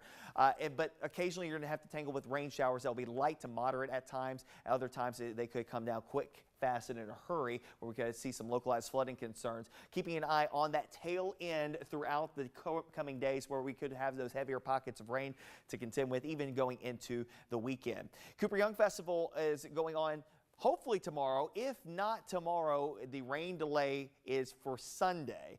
But to either day is looking wet across the area. Of course, all the artists going out there to have their art on display. It should be a fun time, but the thing is that you're going to have to tangle with some rain showers. May not be constant. Again, as we head through your Saturday or Sunday for that matter, temperatures will top out in the upper 70s, close to 80 degrees. Those lingering impacts for everybody in the Mid-South, though. Occasional heavy downpours, localized flooding not out of the realm of possibility, and occasionally some gusty winds of 30+ miles per hour amid some of those heavier pockets of rain and storms pivoting across the area. 10-day forecast features a high of 71 degrees here today, with on and off showers continuing all the way through the upcoming weekend. Again, you might see a couple of sun peaks here and there, but expect more clouds than not. Temperatures will top out close to 80 degrees Sunday, go low 80s on Monday, and as we work our way into next week, as a backdoor front comes slipping into the area, that will eventually dry us out, push the temperatures back up into the seasonable middle 80s as we head towards the end of the week, upper 80s by next Friday, and a chance that we could finally break the pattern as we head through that time frame. But in the meantime, keep those umbrellas nearby and be prepared for occasional downpours that could be heavy at times through the weekend and even into the early portions of next week.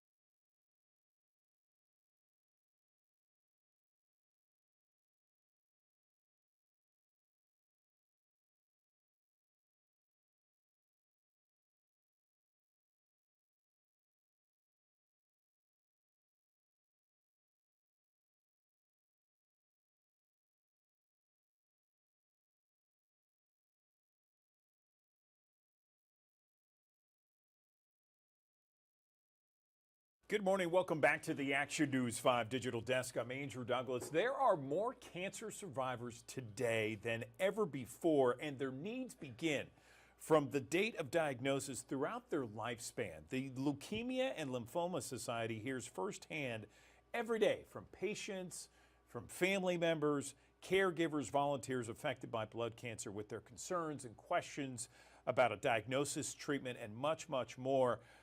But I want to talk about how they are not alone. None of them are. Joining me now is Tricia Hernandez. She is Director of Community Engagement with the Leukemia and Lymphoma Society. Good morning, Tricia. Thank you for being here. Let's talk about some of the support and resources that are so valuable for everyone that has been diagnosed with leukemia and lymphoma, including those caregivers and the family members. Good morning. Good morning. Thanks so much for the opportunity to be here during Blood Cancer Awareness Month. From my own experience, when I was first diagnosed, I went where most of us go to look for information about something we don't know. I went to the internet and I was completely overwhelmed and received a lot of information about statistics. And I really left that experience with a lot of fear and concern about what was next for me. And what I've learned through LLS and working with patients and caregivers every day is having a reliable, valid source of information for disease, treatment, and ongoing survivorship is really key.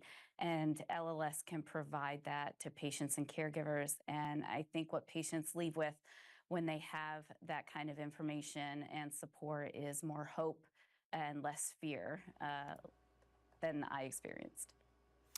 Tell me about some of the most common challenges that people experience when they have leukemia and lymphoma.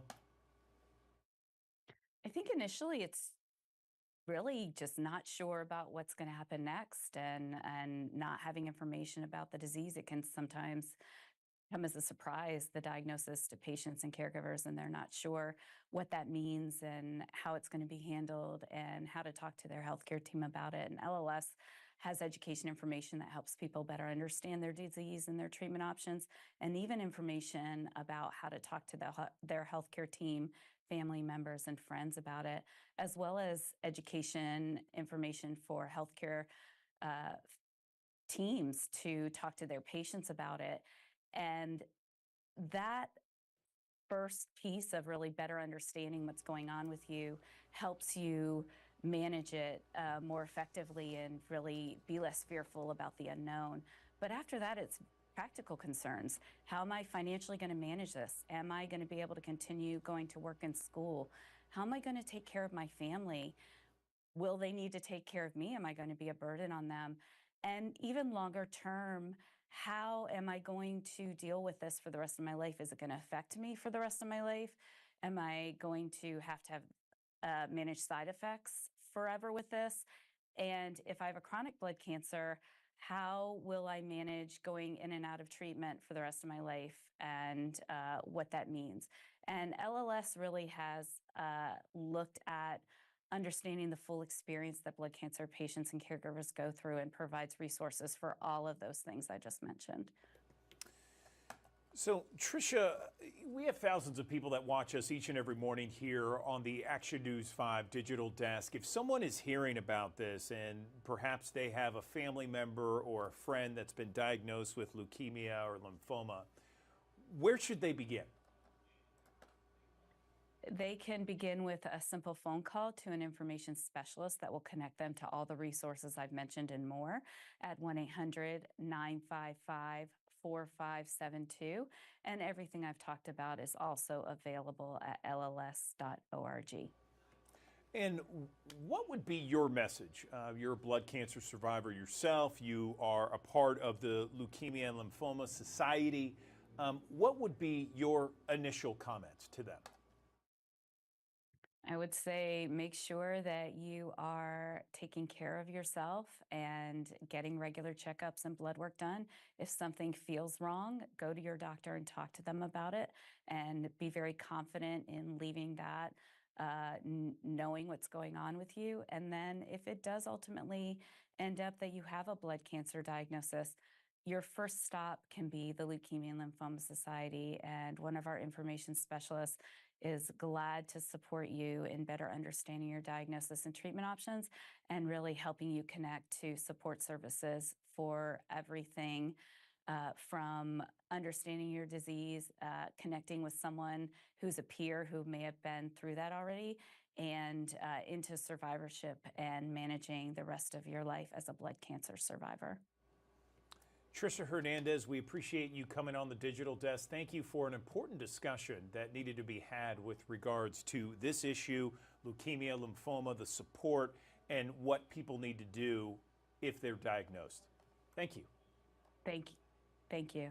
Good morning. Welcome back to the Action News 5 digital desk. Do you know about atrial fibrillation? It's also known as AFib, and it is incredibly common in adults, but it's so often overlooked in so many different regular doctor visits. In fact, AFib is missed 93% of the time, and it's so important to diagnose it because AFib patients are 5 times more likely to have a stroke. Let's talk more about atrial fibrillation with our next guest here. I'm joined by Dr. Jen Caudle, a family physician, joining us on the digital desk. So Dr. Caudle, good morning to you. Tell us first off for our audience what AFib is and maybe some of the biggest conceptions of it. Good morning. Sure. Good morning. Thanks for having me. Well, atrial fibrillation, or AFib for short, it's a heart rhythm abnormality. It's where the heart beats irregularly and sometimes fast as well. One of the biggest issues with atrial fibrillation, as you mentioned in your intro, is that it can increase the risk of stroke by 5 times. This is really an important condition to talk about. It's why I'm excited to partner with Omron Healthcare to raise awareness about AFib. September is AFib Awareness Month, so this is very, very important. And what about the misconceptions? Because we know that it is something that as you mentioned can make someone more likely to have a stroke. Are there other misconceptions out there that are pretty common among people? Yeah. Well, yes, I do. I think that not a lot of people know or understand what AFib is or understand the symptoms. For example, symptoms can range from things such as fast heart rate or irregular heart rate or palpitations, feeling jittery, to feeling lightheaded or dizzy, or feeling fatigued, being short of breath. But also, some people don't have any symptoms at all. So the symptoms can range. And I think a lot of people don't know that. I also think a lot of people don't really understand the stroke risk, like the increase in stroke risk 5 times, potentially that's severe and very serious, but also the risk factors. Things like high blood pressure is a risk factor for atrial fibrillation. Also, increasing age. As we get older, our risk gets higher, especially over the age of 40. Sleep apnea is a risk factor, alcohol use, etc. So I think these are things that people just may not always be aware of. Gotcha. And how do we get tested for AFib? Yeah. So, I think there's a couple of things people hopefully want to know. I mean, if they're listening to this segment, they may say, well, what am I supposed to do and how would I get checked out for this? So I would say there's probably 3 things that we can focus on. And by the way, Omron Healthcare has a campaign really about raising awareness about atrial fibrillation and reducing the risk of strokes and heart attacks. We're going for zero, really is the campaign. But the first thing is, I want people to see their doctor regularly. I'm a family doctor. I want you to come in not just when you're sick, but when you're well too, for your physical. Because I'll be honest with you, as a family doctor, I've often picked up atrial fibrillation in someone's heart just by listening to them. Now, of course, we listen. If we hear an abnormal heart rhythm, we will then do an EKG, which definitively tells us, and then the person may need to have other testing as well. But having your heart listened to is going to be really important. The second thing I would say is listen to your body. If you're having any of the symptoms that I mentioned or anything else that's unusual, see your doctor and get checked out. And the third thing I wanted to mention is, take a look at what tools you can use at home to help. I mentioned that high blood pressure is one of the risk factors for atrial fibrillation. Well, I'm working with Omron Healthcare, and I recommend their blood pressure monitors for a lot of people. I have them myself at home. My parents have them. But Omron has now come up with something called Omron Complete. This is not only a blood pressure monitor, but an EKG machine all in one. And this may be a tool, amongst others, that may be very helpful for patients to use. You want to talk with your doctor and see if this is right for you. But there are things that can be done. And to your question, yes, there's testing, EKGs, and further testing that we can do should we hear something irregularly on your heart or if you have unusual symptoms. I know you mentioned some of the warning signs. Can we list them again so people at home, if they're watching this, because we have thousands that join us each and every morning, they can go and check off the warning signs at home? Sure. So potential warning signs of atrial fibrillation might be things like your heart beating hard or fast or irregularly, feeling like you have palpitations, feeling like you feel your heart beating hard, feeling fatigued, tired, lightheaded, dizzy, shortness of breath. Any and all of those, and even potentially other symptoms, could be a sign of atrial fibrillation. Keep in mind, however, that not everyone has those symptoms. There's a decent number of people who will not have any symptoms at all, which is why not only listening to your body is important, but getting those regular checkups so that someone can listen to your heart for you. That's also important. Absolutely, I agree. And finally, where can we learn more information about it if someone wants to just kind of look up, atrial fibrillation, I should say, online? Yeah, absolutely. So I recommend going to OmronHealthcare.com. And at that website, OmronHealthcare.com, you can not only learn about some tools that might be helpful for you at home, but you can also learn more about atrial fibrillation there as well. Okay, Dr. Jen Caudle, family physician, appreciate this conversation that we had on the digital desk. Thanks for the info for all of our audience. We appreciate it. Thank you. Good morning. Welcome back to the Action News 5 digital desk. I'm Andrew Douglas, and I want to ask you a couple of questions here. 1 in 3 adults age 50 and over dies within 12 months of suffering a hip fracture. Is your home fall proof? 1 out of 5 fall because of a serious injury like broken bones or a head injury. Is your house safe for not just little ones out there, toddlers, but also for older adults? Let's bring in someone with a little more knowledge about this issue. I'm joined now by Jessica Moss, a registered nurse and director of inpatient rehab at St. Francis Hospital in Memphis. Jessica, good morning to you. How pervasive is this problem? Is this a problem that you are seeing constantly across Memphis and the Mid-South? Good morning. Good morning. Yes, it is a pretty big problem. Every year about 3 million people are treated in the emergency room for a fall. Last year alone, our small inpatient rehab discharged about a third of our patients home after being in rehab for a hip surgery or other injury. And then about 95% of the falls that happen at home are people tripping over stuff, losing balance, not getting proper durable medical equipment to make sure that they can ambulate safely through their home. A lot of times, Jessica, and I'm sure you're well aware, we always talk about baby-proofing your home. If someone has a toddler or a little one, they're just walking around, that is very common knowledge, baby-proofing your home. But we don't think about fall-proofing your home. For the thousands of people that are watching right now, how would you describe that, and how important is it? It's very important, making sure that you don't have cords on the floor, that you don't have throw rugs that you can trip on, that your pathways through your house are clear.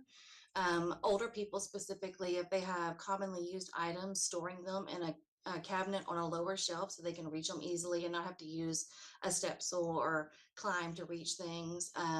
Non-slip mats in your bathrooms, making sure that you have good lighting throughout the house so that way if you do get up in the middle of the night, maybe a night light in your bedroom, just to be able to illuminate your way to where you're going. So if someone wants to, Jessica, someone wants to just start and say, okay, you know what, I have an aging parent, or I have some people who, may have, maybe a little bit uncertain when they walk. Where do you start with all this? Definitely talk to your doctor. A lot of times your doctor can tell you about medications that you might be taking or health conditions that you have that could affect your balance, your ability to feel your hands and feet, making sure that your eyesight is in good condition. They can recommend an exercise program or send you for outpatient or maybe home health therapy to do exercises that can enhance your balance, and staying active can help people too. Just make sure your doctor knows that what you're doing. If they recommend any kind of equipment like a walker or a wheelchair, make sure you're comfortable with how to use it, how to get around in your house with it and out in the community with it too. If you need help, your primary care physician or physical therapist is always a great resource. Right, and I know that exercising to improve your balance and strength is all important, and all goes with that. Talking to your healthcare provider, but specifically on your home and ways to fall-proof your home. Where do people begin with that? So the National Institute on Aging has a great list of resources for people in their home. And a lot of it is just being mindful that if you do have an older friend or a family member that maybe they've already fallen, or you're noticing that they're a little bit weaker, that you intentionally go through and make sure that they have the tools and the setup in their home to keep them safe and from having a preventable fall. Okay, so I'm seeing here, and these are some of the notes that I see. Remove cords and other items that you can trip over, like throw rugs. Keep items you often use in cabinets that you can reach, so you don't have a step stool. And then, have grab bars next to the bathtub and toilet. Use non-slip mats. Improve lighting around your home. Those are some of the ways to fall-proof your home. Anything else you can mention, specific guidelines to fall-proof your home, Jessica? I would think that you would just need to be mindful that you need to have a clear pathway. A lot of times people trip up if they've got overcrowded furniture or furniture that's not creating a clear pathway for frequently traveled areas, like from your bed to the bathroom for at night, from the living room to the kitchen during the day and for meal preparations. Don't walk on anything that's been freshly mopped or is slippery. Make sure that if you do have carpets that they're firmly affixed to the floor, that they don't come up so you don't slip on them. Again, if you have handrails in your home, make sure that they're sturdy and something that you can use to lean on to keep your balance if you do feel it slipping going up the stairs. So if someone, give me your experience, excuse me, give me some of what you see from your perspective of where people make the biggest mistakes when it comes to trying to fall proof, but yet there is a slip, there's a fall, and there's broken bones, broken hips, what have you. So some of the mistakes that people make is overestimating their ability.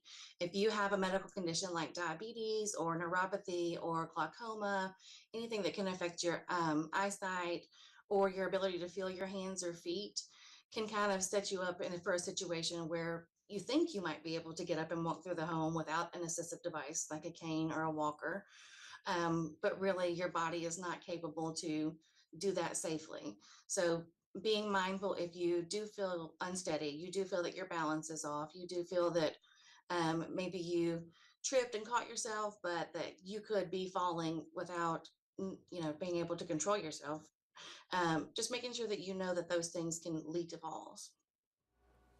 Gotcha. And anything else you want to mention before we let you go? I know that if someone has any questions about how to fall proof their home, they can give St. Francis a call, right? Absolutely. We have a wonderful team of not only inpatient, but acute care and outpatient physical therapists here that are all very adamant about educating people on ways that they can reduce their risk of falling, ways that they can set up exercise programs to get their balance and strength and gait where it needs to be. So we're absolutely here for the community to reach out if they have questions or need resources. What's the website or other ways that people can contact to get that info? So our number here for the hospital is 765-1000. If they want to call and ask for someone in the physical therapy or rehab department, we'd be happy to have a conversation with them about ways that we can help keep them safe and from coming into the hospital with an injury from a fall. Okay, just. Thanks for joining us here on the Action News 5 Digital Desk here on a Friday morning. The lingering impacts of Francine continue to be part of our story all the way through the upcoming weekend, helping to facilitate opportunities for heavy downpours and occasionally even a strong storm or two, not completely out of the realm of possibility. Generally today, it's showers that we'll have to tangle with here on your Friday. Temperatures will top out in the low 70s and a southeasterly breeze around 5 to 10 miles per hour. Friday football fever, it's going to be more so rain showers for our game of the week. Whitehaven Tigers against the White Station Spartans. Temperatures in the upper 60s if you're going down to Whitehaven tonight. Keep those ponchos nearby because, again, we'll have those opportunities for rain showers. Temperatures hovering in the upper 60s this evening. The rain potential continues all the way through the early and mid portion of next week. It's a funneling effect because of this area of low pressure, the finicky Francine, if you will, that is still pinwheeling overhead. So the farther west that you go, less of rain impacts will likely be, but the farther east that you are, there's a focal mechanism that is pushing in the rain opportunities to come in not only off the Gulf of Mexico, but also off the Atlantic Ocean. So that will all focus itself into some heavier pockets of rain, especially in our easternmost communities heading through the next couple of days. First alert futurecast showing that swirling motion of Francine continuing to pivot around the mid-south as we head through your Friday. Temperatures will top out in the low 70s here across the area, but keep in mind there will be some light showers, occasionally a couple of heavier downpours, not out of the realm of possibility. As this low continues to unravel itself, that band of rain will kick out a little farther to the east, but that's where the heaviest corridor of showers and storms will likely lie, even going into much of the day on Saturday. So the easternmost communities will likely see our heaviest bands of rain even into your Saturday, Sunday, and into Monday.